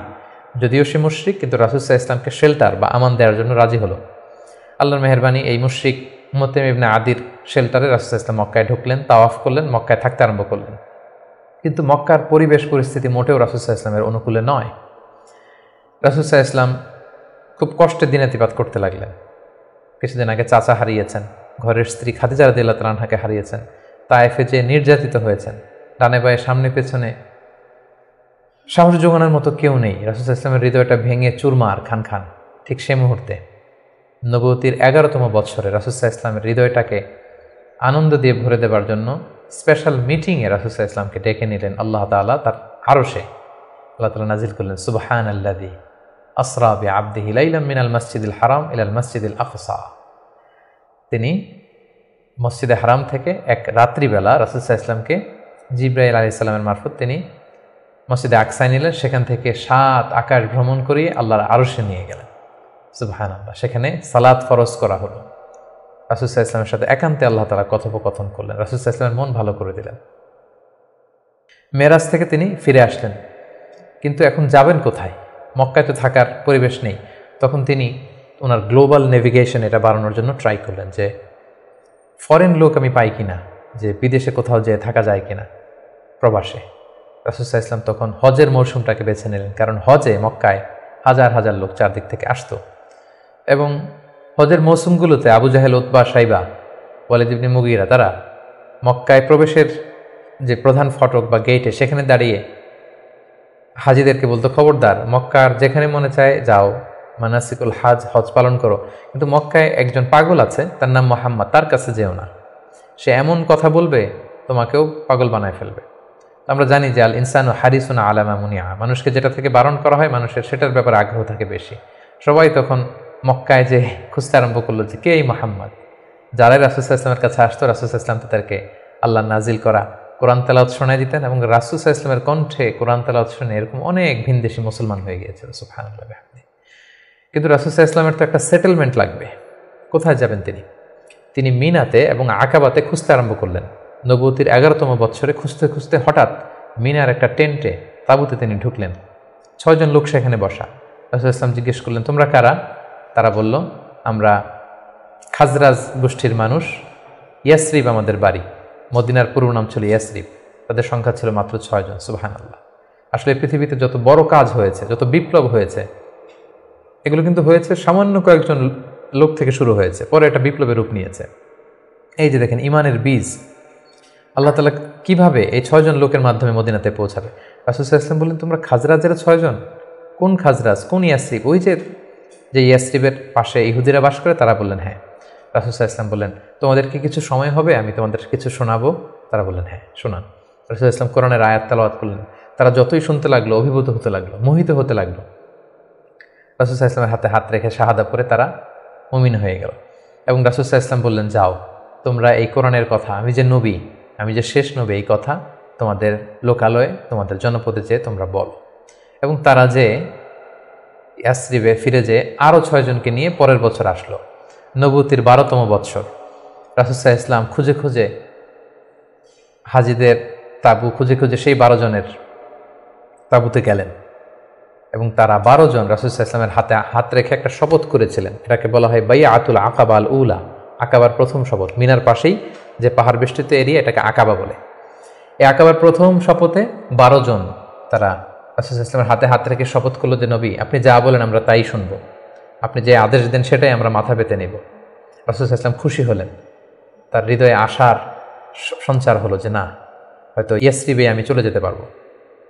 এবং এই 12 জনকে সাথে করে রাসূলুল্লাহ সাল্লাল্লাহু আলাইহি ওয়াসাল্লাম মক্কার একজন নমুসলিম সাহাবীকে পাঠালেন, যার নাম হচ্ছে মুসআব। বললেন যে মুসআব, তুমি অন বিহাফ অফ মি কোরআনের আয়াতগুলো, ইসলামের যে বিধানগুলো এসেছে এগুলো এই 12 জনের সাথে তুমি ইয়াসরিবে চলে যাও as a brand ambassador of Islam. ইসলামের প্রথম অ্যাম্বাসেডর হিসেবে তিনি মক্কা থেকে মদিনায় গিয়েছিলেন। এবং মুসআব ছিলেন খুব ড্যাশিং চেহারার একজন সাহাবী। তার আতরের ঘ্রাণ, যে দামি পারফিউম তিনি ইউজ করতেন, এটা শুকে এই ঘ্রাণ যারা পেয়েছে তারা বিমোহিত হয়েছে সবসময়। দেখেন একজন দায়ীর কোয়ালিটি কিন্তু এটা, তাকে খুব স্মার্ট হতে হবে এবং রাসূলুল্লাহ সাল্লাল্লাহু আলাইহি ওয়াসাল্লামের কত চমৎকার সিলেকশন! তিনি মুসাব ইবনে উমাইরকে এই কাজের জন্য সিলেক্ট করেছেন। এই 12 জনকে নিয়ে মুসাব রাদিয়াল্লাহু তাআলা আনহু তিনি ইয়াসরিবে ফিরে গেলেন এবং তিনি অল্প কিছুদিনের ব্যবধানে কয়েকশো মানুষকে মুসলিম বানিয়ে ফেললেন। সুবহানাল্লাহ, ইসলামের বাণী তিনি প্রচার করে ফেলেন। এবং রাসূল সাল্লাল্লাহু আলাইহি ওয়াসাল্লাম তখন মুসলিম যারা অবশিষ্ট ছিল তাদের সবাইকে ইয়াসরিবে চলে যেতে বললেন, যেহেতু মুসাব রাদিয়াল্লাহু তাআলা আনহু সেখানে যে একটা গ্রাউন্ড তৈরি করেছেন, সেখানে মুসলমান দল ভারী হতে শুরু করেছে। রাসূল সাল্লাল্লাহু আলাইহি ওয়াসাল্লাম মুসলিম সাহাবীদেরকে ওখানে পাঠালেন এবং তারপরের বছর নবুয়তির 13তম বৎসরে আবার সেই মিনার হাজি ক্যাম্পে রাসূল সাল্লাল্লাহু আলাইহি ওয়াসাল্লাম অপেক্ষা করলেন যে দেখি মুসাব ইবনে উমাইর এবং সেই 12 জন তারা কি করে। তারা 13তম বৎসরে 75 জন নিয়ে 75% তারা নিয়ে রাসূল সাল্লাল্লাহু আলাইহি ওয়াসাল্লামের হাতে বায়াত গ্রহণ করেছিলেন। এবং সম্মানিত সুদী, এবারের বায়াতটা ছিল পলিটিক্যাল বায়াহ। নবুয়তির 12তম বৎসরে 12 জন সাহাবী যারা 12 জন শপথ নিয়েছিল সেটা ছিল বায়াতুল আকাবাল উলা। এবার 75 জন নিল পলিটিক্যাল বায়াতুল আকাবা সানিয়া, যে শুধু আমার আনুগত্য না, আমার জীবন মানে তোমাদের জীবন, তোমাদের জীবন আমার জীবন, তোমরা তোমাদের জীবন বাঁচানোর জন্য যা করবে আমি নবীকে বাঁচানোর জন্য তাই করতে হবে। আদাম বিদ্দাম আল হাদাম আল হাদাম। তারা পলিটিক্যাল বায়া আনিল এবং রাসূল সাল্লাল্লাহু আলাইহি ওয়াসাল্লামকে বলল যে ইয়া রাসূলুল্লাহ, আপনার জন্য আমাদের জীবন কুরবান। The land of Yathrib is completely ready for you, we just waiting for your arrival. আমরা আপনার আগমনের, শুভাগমনের অপেক্ষায়, আপনি আসুন, আমরা আপনাকে সাপোর্ট দিব, আমরা সেখানে ইসলামী সাম্রাজ্য গড়ে তুলব। রাসূল সাল্লাল্লাহু আলাইহি ওয়াসাল্লাম তিনি আশা পেলেন এবং আল্লাহ তাআলা ইঙ্গিত দিলেন যে মুহাম্মদ, তোমাকে সেই ইয়াসরিবে ফিরে যেতে হবে। রাসূল সাল্লাল্লাহু আলাইহি ওয়াসাল্লাম বললেন, তোমাদের মধ্য থেকে আমি 12 জনকে নাকিব বানাতে চাই, 12 জন লিডার তোমরা যে ইসলাম প্রচার করবে। তারা গেল এবং ঠিক এই বাইআতুল আকাবা সানিয়ার 2.5 মাস পরে রাসূলুল্লাহ সাল্লাল্লাহু আলাইহি ওয়াসাল্লাম হিজরত করলেন। হিজরতের ব্যাপারে আমরা আমার বিভিন্ন আলোচনাতে আমরা সেখানে ফুটিয়ে তুলেছি। আজকের এই পর্বে, যেহেতু এটা একটা সংক্ষিপ্ত পর্ব এবং এক পর্বে আমরা পুরো জীবনীকে কভার করতে চাচ্ছি, আমরা হিজরত নিয়ে বিস্তারিত আলোচনা করতে পারছি না। প্রিয় সুধী, এবার আমরা রাসূল সাল্লাল্লাহু আলাইহি ওয়াসাল্লামের জীবনীর 3য় পর্ব বা 3য় ভাগ শুরু করব, যেটা আমরা বলেছিলাম হিজরতের পর থেকে শুরু করে ইন্তেকাল পর্যন্ত। রাসূল সাল্লাল্লাহু আলাইহি ওয়াসাল্লাম হিজরত করে সেদিন আবু বকর রাদিয়াল্লাহু তাআলা আনহুকে নিয়ে মদিনায় আসলেন। মদিনাবাসী আনন্দিত, উচ্ছ্বসিত, উদ্বেলিত রাসূল সাল্লাল্লাহু আলাইহি ওয়াসাল্লামকে পেয়ে। রাসূল সাল্লাল্লাহু আলাইহি ওয়াসাল্লাম প্রথমে এসেই কোবা একটা এলাকা আছে, কোবা পল্লীতে তিনি কয়েকদিন থাকলেন এবং সেখানে একটা ছোট্ট মসজিদ নির্মাণ করলেন। তারপর তিনি মদিনাতে গেলেন। আসলে জায়গাটা ছিল ইয়াসরিব, তিনি যে জায়গাটার নাম পরিবর্তন করে মাদিনা করলেন, মাদিনাতুন নবী বা তাইবা, পবিত্র নগরী।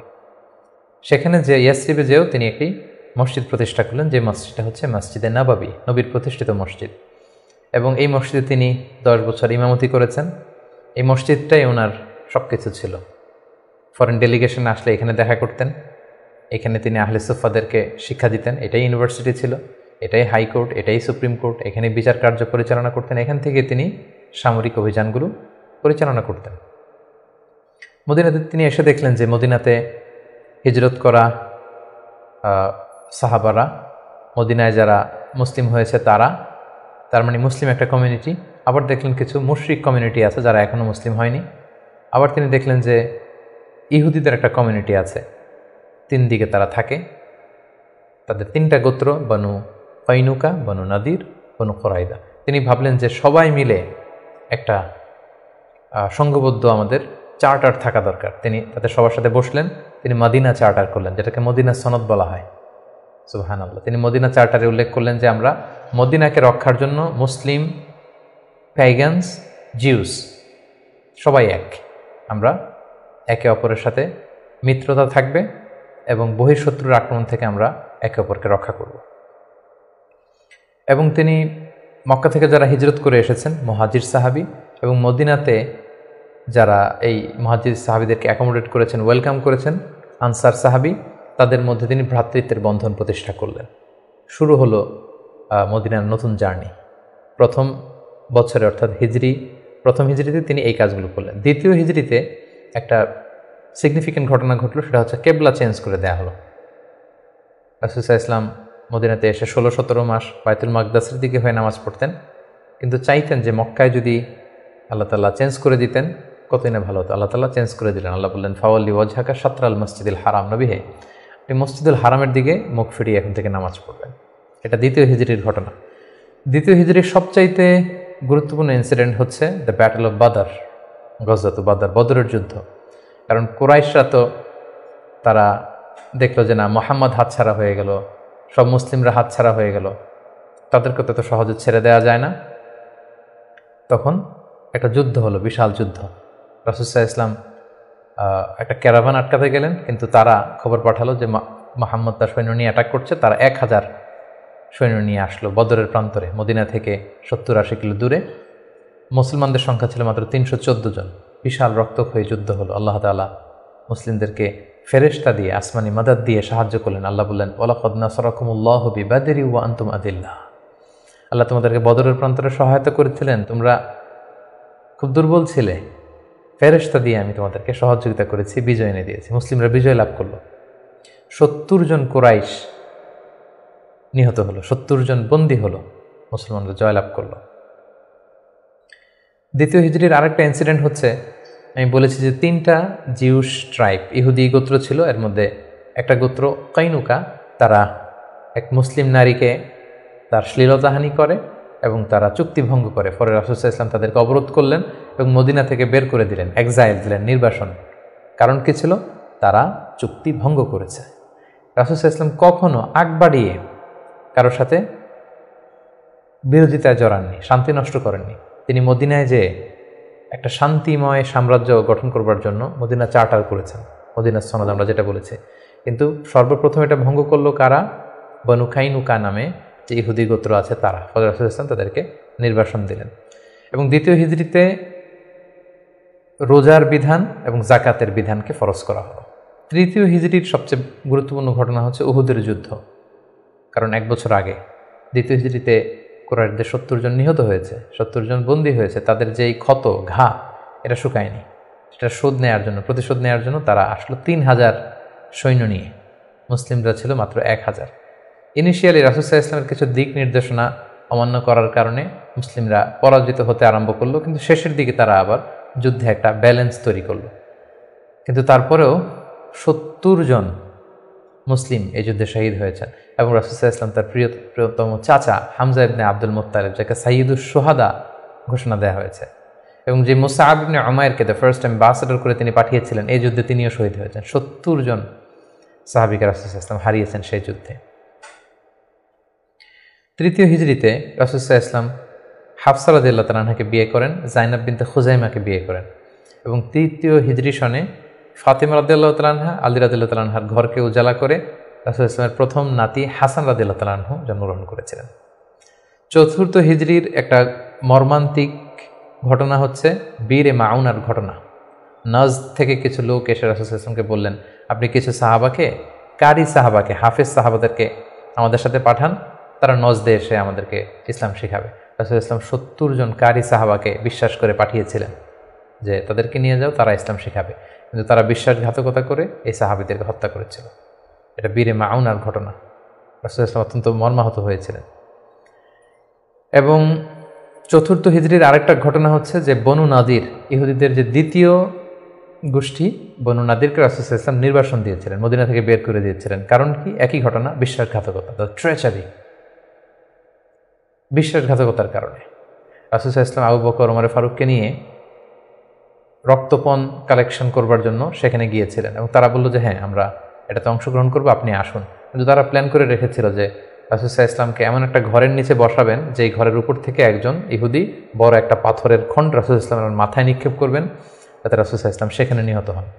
এই প্ল্যান করে রাসূল সাল্লাল্লাহু আলাইহি ওয়াসাল্লামকে ঠিক ওই লোকেশনে যখন ডাকলেন, রাসূল সাল্লাল্লাহু আলাইহি ওয়াসাল্লাম যাচ্ছিলেন, ইন দ্য মিন টাইম আল্লাহ তাআলা রাসূল সাল্লাল্লাহু আলাইহি ওয়াসাল্লামকে সব জানিয়ে দিলেন তাদের কনস্পাইরেসি। জিবরাইল আলাইহিস সালাম বলেন, ইয়া রাসূলুল্লাহ, এই মুহূর্তে এখান থেকে আপনি চলে যান মদিনায়।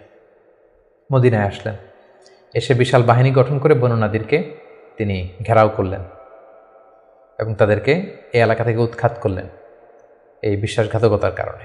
যেহেতু মদিনা চার্টার ছিল, একে অপরের শুভ কামনা করবে, শুভাকাঙ্ক্ষী হবে, মিত্র হিসেবে কাজ করবে, কিন্তু তারা রাসূল সাল্লাল্লাহু আলাইহি ওয়াসাল্লামকে হত্যার ষড়যন্ত্র করেছিল। তাদেরকে রাসূল সাল্লাল্লাহু আলাইহি ওয়াসাল্লাম এখান থেকে বের করে দিলেন। এবং চতুর্থ হিজরিতে মদকে আল্লাহ তাআলা হারাম ঘোষণা করলেন। এটা ছিল একটা গুরুত্বপূর্ণ ঘটনা। পঞ্চম হিজরিতে অনেকগুলো ঘটনা ঘটেছে। এর মধ্যে অন্যতম হচ্ছে বনু মুস্তালিকের যুদ্ধ হয়েছিল। তারা রাসূল সাল্লাল্লাহু আলাইহি ওয়াসাল্লামকে অতর্কিত আক্রমণ করতে চেয়েছিল। রাসূল সাল্লাল্লাহু আলাইহি ওয়াসাল্লাম আগেই তাদেরকে আক্রমণ করে এলাকা দখল করলেন এবং সেখান থেকে ফিরে আসবার সময় ইফকের যে ঘটনা আমরা জানি, আম্মাজান আয়েশা রাদিয়াল্লাহু তাআলা আনহাকে অপবাদ দেয়া হয়েছিল। সফওয়ান ইবনে মুআত্তাল রাদিয়াল্লাহু তাআলা আনহুর সাথে তার অবৈধ সম্পর্ক আছে বলে মুনাফিকরা ছড়িয়ে দিয়েছিল, নাউযুবিল্লাহ। এবং আল্লাহ তাআলা আরশের উপর থেকে তিনি আম্মাজান আয়েশার পবিত্রতা ঘোষণা করেছেন। সুবহানাল্লাহি বিহামদিহি। এই ঘটনা ৫ম হিজরিতে ঘটেছিল এবং ৫ম হিজরির সবচেয়ে ভয়ানক ঘটনা হচ্ছে আহজাবের যুদ্ধ বা খন্দকের যুদ্ধ। ইহুদি দুইটা গোষ্ঠী তারা যখন মদিনা থেকে নির্বাসিত হলো তাদের বিশ্বাসঘাতকতার কারণে, তারা যে কুরাইশদের লিডারদেরকে ফুসলাতে লাগলো, গাতাফান গোত্রের লিডারদেরকে ফুসলাতে লাগলো, আরবদেরকে ফুসলাতে লাগলো যে মুহাম্মদ কিন্তু তার দলবল নিয়ে দিনকে দিন শক্তিশালী হচ্ছে, এখনই সময়, এবছর যদি আমরা তাকে অ্যাটাক করে পরাহত করতে না পারে আমরা আটকাতে পারবো না। ফুসলাতে প্রভোগ করতে করতে তারা 10,000 সৈন্য জমা করলো এবং তারা প্ল্যান করলো যে আমরা 10,000 অ্যাটাক করব। আর ইহুদিদের একটা গোত্র ছিল বনু কুরাইজা, তারা এখনও পর্যন্ত কোনো চুক্তি ভঙ্গ করেনি, ফলে আপ আনটিল দ্যাট টাইম তাদের সাথে রাসূল সাল্লাল্লাহু আলাইহি ওয়াসাল্লামের সুসম্পর্ক ছিল এক ধরনের। তারা প্ল্যান করলো কোনোভাবে আমরা ভেতর থেকে বিশ্বাসঘাতকতার জন্য বনু কুরাইজাকে আমরা বলবো। তারা সেটাই করলো, 10,000 সৈন্য মদিনাতে অ্যাটাক করলো। এখন রাসূল সাল্লাল্লাহু আলাইহি ওয়াসাল্লাম কী করবেন?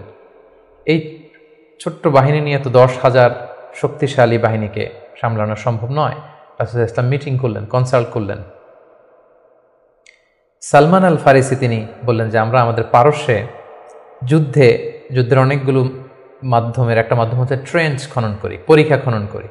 বিশাল মদিনার চারদিকে বিশাল গর্ত করে আমরা এমন পরীক্ষা খনন করব ফলে তারা মদিনাতে আসতেই পারবে না। আসতে হলে আগে মই দিয়ে নিচে নামতে হবে, তারপরে আবার মই দিয়ে উপরে উঠতে হবে। এই মুহূর্তে আমরা তীর মেরে তাদেরকে নাস্তানাবুদ করতে পারবো। রাসূল ইসলাম রাজি হলেন। কয়েক কিলোমিটার ব্যাপী মদিনার দুই দিকে এক পাশ থেকে আরেক পাশে বিশাল পরীক্ষা খনন করলেন সব সাহাবা। রাসূল ইসলাম নিজেও এই পরীক্ষা খননের কাজে অংশগ্রহণ করলেন।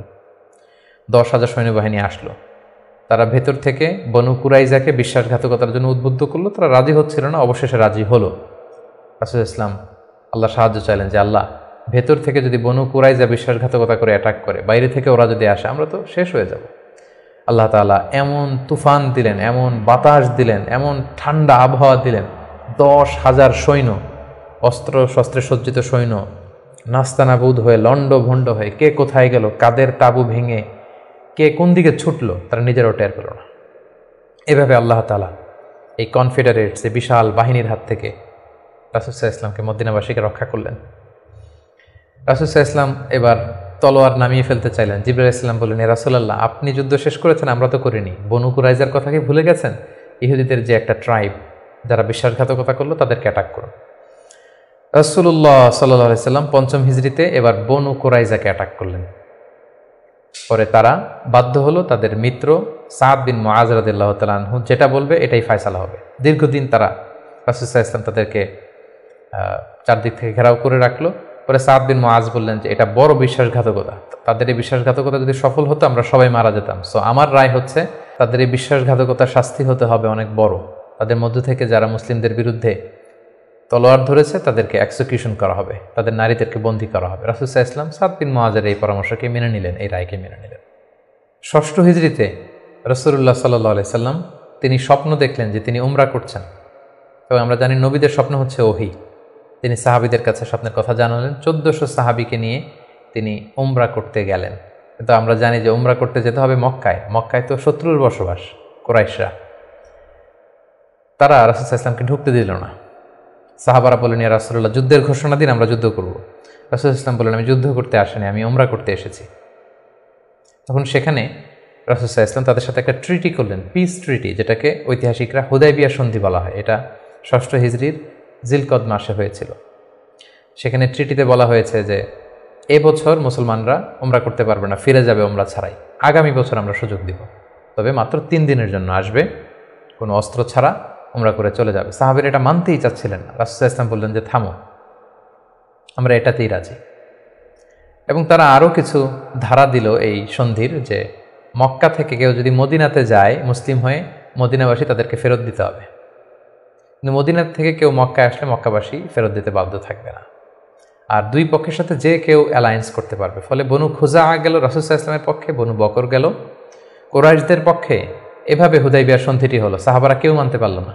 রাসূল সাল্লাল্লাহু আলাইহি ওয়াসাল্লাম বললেন, সন্ধি স্বাক্ষরিত হয়ে গিয়েছে, সবাই মাথার চুল হলক করে হালাল হয়ে যাও, আমরা এখন মদিনায় ফিরে যাব। কেউ হালাল হচ্ছিল না।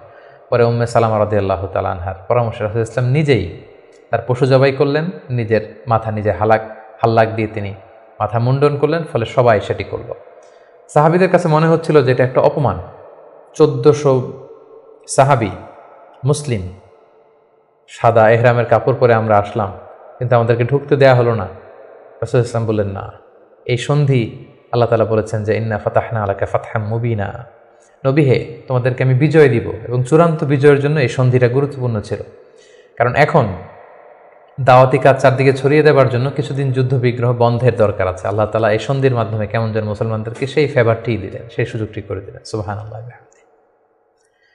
সপ্তম হিজরির গুরুত্বপূর্ণ একটি ঘটনা হচ্ছে খায়বার যুদ্ধ। রাসূল সাল্লাল্লাহু আলাইহি ওয়াসাল্লাম খায়বার বিজয় করলেন। মদিনা থেকে বেশ দূরে, ইহুদিদের সেখানে বিশাল পল্লী, বিশাল বসতি, এবং যাদেরকে তিনি নির্বাসন দিয়েছিলেন তারা যে সেখানে বসবাস করছিল। রাসূল সাল্লাল্লাহু আলাইহি ওয়াসাল্লাম খায়বার বিজয় করলেন এবং খায়বার বিজিত হয়েছিল সাইয়েদনা আলী রাদিয়াল্লাহু তাআলা আনহুর হাতে। খায়বার যখন বিজয় হলো, খায়বারের বিশাল ল্যান্ড, খেজুর বাগান, রাসূল সাল্লাল্লাহু আলাইহি ওয়াসাল্লাম এগুলো পেলেন এবং চুক্তিতে আসলেন যে খায়বারের ইহুদিরা তারা সারা বছর জুড়ে যতটুকু খেজুর তারা উৎপাদন করবে এবং ফলমূল চাষ করবে তার অর্ধেক মদিনাতে দেয়া হবে। এবং খায়বার বিজয়ের পর থেকেই কিন্তু বেসিকলি মদিনাতে সাহাবাদের একটু অর্থনৈতিক সচ্ছলতা ফিরে আসলো। এবং ইন দ্য মিন টাইম, সেই নবুয়তির ৫ম বছরে যখন অত্যাচার হচ্ছিল, জাফর ইবনে আবি তালেব যখন তার সাথে করে রাসূল সাল্লাল্লাহু আলাইহি ওয়াসাল্লাম অনেককে নমুসলিমকে আবিসিনিয়ায় পাঠিয়েছিলেন, খায়বার বিজয়ের পরে রাসূল সাল্লাল্লাহু আলাইহি ওয়াসাল্লাম তাদেরকে নিয়ে আসলেন, তারা সবাই চলে আসলো। এবং এই সপ্তম হিজরিতে রাসূল সাল্লাল্লাহু আলাইহি ওয়াসাল্লাম আশেপাশের বড় বড় যে রাজা আছে, কিং আছে, সুপার পাওয়ার আছে, তাদের কাছে তিনি চিঠি লিখে পাঠালেন যে মিন মুহাম্মদ ইলা হিরাকল আদিমের রোম। এইভাবে সবার কাছে তিনি চিঠি লিখে পাঠালেন যে আসলিম তাসলাম, সালামুন আলা মানিত্তাবা আল হুদা, শান্তি তাদের প্রতি যারা হেদায়েতকে মানে। ফলে ইন্টারন্যাশনাল ইসলামকে পৌঁছানোর একটা সুযোগ কিন্তু ঠিক তখন রাসূল সাল্লাল্লাহু আলাইহি ওয়াসাল্লামের হলো। এবং সপ্তম হিজরিতে রাসূল সাল্লাল্লাহু আলাইহি ওয়াসাল্লাম সাহাবাদেরকে নিয়ে উমরা করে আসলেন। এটাকে বলা হয় উমরাতুল কাদা। কারণ আমরা জানি যে ষষ্ঠ হিজরিতে তিনি উমরা করতে পারেননি এবং সেই হুদাইবিয়া সন্ধির একটা ধারা ছিল, এবছর ফিরে যেতে হবে, পরের বছর এসে উমরা করবে।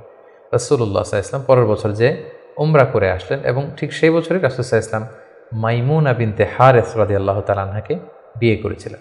অষ্টম হিজরিতে যে সমস্ত ঘটনা ঘটেছে তার মধ্যে থেকে অন্যতম হচ্ছে মুতার যুদ্ধ, রোমকদের বিরুদ্ধে অনেক দূরের যুদ্ধ। 3 জন সেনাপতি রাসূল সাল্লাল্লাহু আলাইহি ওয়াসাল্লাম এখানে ফিক্স করে দিয়েছিলেন, যায়েদ বিন হারিসা, জাফর ইবনে আবি তালেব, আব্দুল্লাহ ইবনে রাওয়াহা।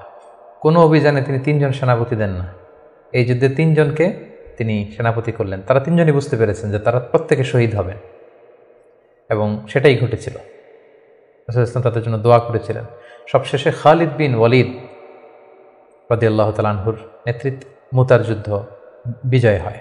অষ্টম হিজরির সবচাইতে সিগনিফিক্যান্ট ইভেন্ট হচ্ছে ফাতহু মক্কা, মক্কা বিজয়, যেটার কারণ হচ্ছে হুদাইবিয়া সন্ধিতে একটা অ্যালায়েন্স হয়েছিল। বনু খুজা ছিল মুসলিমদের পক্ষে, বনু বকর ছিল কুরাইশদের পক্ষে, এবং কথা ছিল কেউ কাউকে অ্যাটাক করবে না।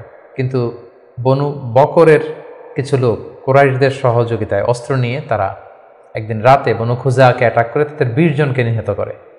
রাসূল সাল্লাল্লাহু আলাইহি ওয়াসাল্লাম এই সন্ধিকে আর অটুট রাখলেন না, এই অপরাধকে বরদাস্ত করলেন না। রাসূল সাল্লাল্লাহু আলাইহি ওয়াসাল্লাম যাতে মাফ করে দেয়, এটার জন্য আবু সুফিয়ানকে পাঠানো হয়েছিল। রাসূল সাল্লাল্লাহু আলাইহি ওয়াসাল্লাম মানলেন না। বিশাল এক বাহিনী নিয়ে 10,000 সাহাবীকে নিয়ে তিনি মক্কা অভিমুখে রওনা হলেন এবং তিনি মক্কা বিজয় করলেন। এটাকে ঐতিহাসিকভাবে ফাতহু মক্কা বলা হয়। রাসূল সাল্লাল্লাহু আলাইহি ওয়াসাল্লাম ফিরে আসলেন নিজের জন্মভূমিতে বিজয়ের বেশে। তিনি যে কাবার ভেতরে যত মূর্তি আছে এগুলোকে ভেঙে ফেললেন। বেলাল রাদিয়াল্লাহু আনহুকে বললেন, যাও কাবার উপরে উঠে আজান দাও। আজান দেয়া হলো। রাসূল সাল্লাল্লাহু আলাইহি ওয়াসাল্লাম নামাজ পড়লেন, কাবার ভেতরেও নামাজ পড়লেন। সবচেয়ে বড় 2-1 অপরাধীকে তিনি শাস্তি দিয়েছিলেন, বাকি সবাইকে তিনি মাফ করেছিলেন। সবাই ভয়ে কাঁপছিল। রাসূল সাল্লাল্লাহু আলাইহি ওয়াসাল্লাম বললেন যে লা তাসরিবা আলাইকুমুল ইয়াউম, আজকে তোমাদের প্রতি কোনো আক্রোশ নেই, তোমরা আমাদের ভাই, আমার আত্মীয়, আমরা একই এলাকার লোক। রাসূল সাল্লাল্লাহু আলাইহি ওয়াসাল্লাম ক্ষমা করে দিলেন এবং রাসূল সাল্লাল্লাহু আলাইহি ওয়াসাল্লামের ক্ষমার এই নমুনা দেখে সবাই মুসলিম হয়ে গেল। রাসূল সাল্লাল্লাহু আলাইহি ওয়াসাল্লামের হাতে হাত রেখে শাহাদা পাঠ করলো। এভাবে মক্কা বিজয় হয়ে গিয়েছিল। মক্কা বিজয়ের পর অষ্টম হিজরির আর একটা বড় ইনসিডেন্ট হচ্ছে হুনাইনের যুদ্ধ। মক্কাতে রাসূল সাল্লাল্লাহু আলাইহি ওয়াসাল্লাম 19 দিন অবস্থান করলেন। তার মদিনাতে ফিরে আসার আগেই বনু সাকিফ, বনু হাওয়াজিন যারা তায়েফের অধিবাসী, তারা রাসূল সাল্লাল্লাহু আলাইহি ওয়াসাল্লামের উপর অ্যাটাক করার প্ল্যান করলো। রাসূল সাল্লাল্লাহু আলাইহি ওয়াসাল্লাম তাদের প্রতি অভিযান পরিচালনা করলেন। হুনাইন নামক জায়গায় যুদ্ধ হলো। শুরুতে মুসলমানরা পরাস্ত হয়েছিল, কিন্তু পরবর্তীতে মুসলমানরা বিজয় লাভ করল এবং এযাবৎকালে সবচাইতে বেশি গানিমাত যুদ্ধলব্ধ সম্পদ রাসূল সাল্লাল্লাহু আলাইহি ওয়াসাল্লাম এই হুনাইনের যুদ্ধ থেকে তিনি পেয়েছিলেন। এবং এই যুদ্ধে রাসূল সাল্লাল্লাহু আলাইহি ওয়াসাল্লামের সেই দুধমা হালিমা, দুধবোন শাইমা তারা বন্দী হয়ে এসেছিল। রাসূল সাল্লাল্লাহু আলাইহি ওয়াসাল্লাম তাদেরকে চিনতে পারলেন, তাদেরকে ক্ষমা করে দিলেন, তাদেরকে অনেক উপর হুকুম দিলেন। নবম হিজরিকে বলা হয় দ্য ইয়ার অফ ডেলিগেশনস, আমাল উফুদ। ইসলাম যেহেতু এখন একটা স্থিতিশীল শক্তিশালী অবস্থায় আছে, মুসলিম সাম্রাজ্য পৃথিবীর বিভিন্ন দেশ থেকে রাসূল সাল্লাল্লাহু আলাইহি ওয়াসাল্লামের সাথে অ্যালায়েন্স করার জন্য, জোট করার জন্য, তারা নিজেদের সমর্থন দেওয়ার জন্য অথবা শাহাদা পাঠ করে মুসলিম হওয়ার জন্য রাসূল সাল্লাল্লাহু আলাইহি ওয়াসাল্লামের কাছে এই বছর এসে নবম হিজরিতে এসে দেখা করতে লাগলো। এবং নবম হিজরিতে একটা বড় যুদ্ধ হয়েছিল যেটাকে তাবুকের যুদ্ধ বলা হয়। নবম হিজরির রজব মাসে রাসূল সাল্লাল্লাহু আলাইহি ওয়াসাল্লাম রোমানদের বিরুদ্ধে যুদ্ধ করার জন্য তিনি অভিযান পরিচালনা করেছিলেন। এবং এই সময়টা ছিল প্রচণ্ড গরমের সময় এবং খেজুর পাকার মুহূর্ত। ফসল পেকেছে, ফসল কেটে ঘরে উঠাতে হবে, প্রচণ্ড গরম, সফরের দূরত্ব অনেক বেশি। মুনাফিকরা নানা তাল বাহানায় রাসূল সাল্লাল্লাহু আলাইহি ওয়াসাল্লামের কাছে ওজর আপত্তি করল, রাসূল সাল্লাল্লাহু আলাইহি ওয়াসাল্লাম মেনে নিলেন। আর মুসলিমদেরকে নিয়ে রাসূল সাল্লাল্লাহু আলাইহি ওয়াসাল্লাম তাবুকে গেলেন। তাবুকে যে রাসূল সাল্লাল্লাহু আলাইহি ওয়াসাল্লাম সেখানে 20 দিন অবস্থান করলেন। আসলে সেখানে কোনো যুদ্ধ হয়নি, মুমিনদের ইমানি পরীক্ষার জন্য আল্লাহ তাআলা সর্বশেষ পরীক্ষাটা করলেন। মুসলিমদের এই বিশাল বাহিনী দেখে রোমান সাম্রাজ্যের সৈনিকেরা তারা যুদ্ধ করতে অস্বীকৃতি জানালো। যুদ্ধ ছাড়াই বিজয়ের বেশে রাসূল সাল্লাল্লাহু আলাইহি ওয়াসাল্লাম তাবুক থেকে ফিরে আসলেন। ফিরে আসার পথে রাসূল সাল্লাল্লাহু আলাইহি ওয়াসাল্লামকে জানানো হলো যে মুনাফিকরা একটা বিশেষ মসজিদ বানিয়েছে, সেখানে আপনাকে নিতে চায়। আপনি যে একবার নামাজ পড়াবেন, তারপরে সেখানে তারা ষড়যন্ত্র করবে। তাই তাদের ষড়যন্ত্রের মূলোৎপাটনের জন্য আপনি মদিনাতে ফেরার আগেই এই মসজিদকে জ্বালিয়ে দিবেন। আল্লাহ তাআলার অর্ডার। এই মসজিদের নাম হচ্ছে মসজিদে দিরার। মুমিনদের মধ্যে ডিভাইডেশন, ক্ষতি এবং সমাজের মধ্যে ক্যাওস সৃষ্টি করার জন্য, মুসলিমদের মধ্যে ঐক্যের মধ্যে ভাঙন তৈরি করবার জন্য তারা এই মসজিদ তৈরি করেছে। রাসূল সাল্লাল্লাহু আলাইহি ওয়াসাল্লাম পাঠালেন সাহাবীদেরকে, এই মসজিদকে জ্বালিয়ে দেয়া হলো। এবং এই নবম হিজরিতেই তায়েফের বনু সাকিব গোত্র এসে ইসলাম ধর্ম গ্রহণ করল। এবং রাসূলুল্লাহ সাল্লাল্লাহু আলাইহি ওয়াসাল্লাম নবম হিজরিতে আবু বকর রাদিয়াল্লাহু তাআলা আনহুকে হজের আমির বানিয়ে হজে পাঠালেন। বললেন যে আবু বকর যাও, তুমি যে এবার হজের লিডিং তুমি দিবে, আর বলে আসবে যে আগামী বছর 10ম হিজরিতে আমি নবী হজে যাব। এবং বলে দিয়ে আসবে যে আগামী বছর থেকে কোনো মুশরিক আর হজ করতে পারবে না। রাসূল সাল্লাল্লাহু আলাইহি ওয়াসাল্লামের নির্দেশনা পেয়ে নবম হিজরিতে আবু বকর রাদিয়াল্লাহু তাআলা আনহু তিনি হজ পরিচালনার জন্য গেলেন।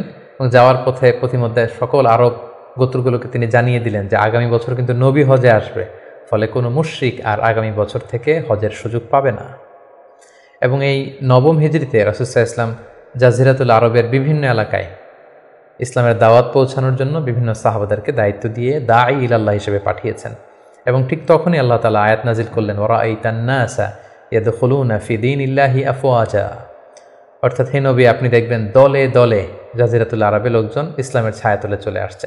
এবং সেটাই হলো, দলে দলে লোকজন ইসলাম ধর্ম গ্রহণ করতে লাগলো। 10ম হিজরিতে রাসূল সাল্লাল্লাহু আলাইহি ওয়াসাল্লাম মুআয ইবনে জাবালকে আলী রাদিয়াল্লাহু তাআলা আনহুকে ইয়ামানে পাঠালেন, খালিদ বিন ওয়ালিদকে নাজরানে পাঠালেন। এবং 10ম হিজরিতে রাসূল সাল্লাল্লাহু আলাইহি ওয়াসাল্লাম হজে বের হলেন। প্রায় লক্ষাধিক সাহাবাকে নিয়ে তিনি হজের জন্য গেলেন।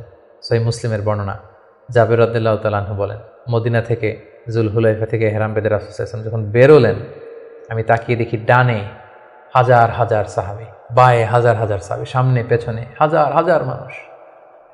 যেখান দিয়ে যাচ্ছে লোকজন রাসূল সাল্লাল্লাহু আলাইহি ওয়াসাল্লামের কাফেলার সাথে হজের জন্য যুক্ত হচ্ছে। রাসূল সাল্লাল্লাহু আলাইহি ওয়াসাল্লামের এই হজটাকে বিদায় হজ বলা হয়। এবং এই বিদায় হজে তিনি একটা ঐতিহাসিক ভাষণ দিয়েছিলেন, যেটাকে বিদায় হজের ভাষণ বলা হয়। দিনটা ছিল জুমাবার। রাসূল সাল্লাল্লাহু আলাইহি ওয়াসাল্লাম তিনি আরাফার ময়দানে জিলহজ মাসের 9 তারিখে ঐতিহাসিক ভাষণ দিয়েছিলেন, এই বিদায় হজের ভাষণ, যেখানে তিনি জাহিলিয়াতকে কবর দিয়েছিলেন। জাহিলিয়াতের সব কিছু তিনি সেদিন ড্যামলিশ করেছিলেন। সুদকে তিনি পায়ের নিচে স্থান দিয়েছিলেন।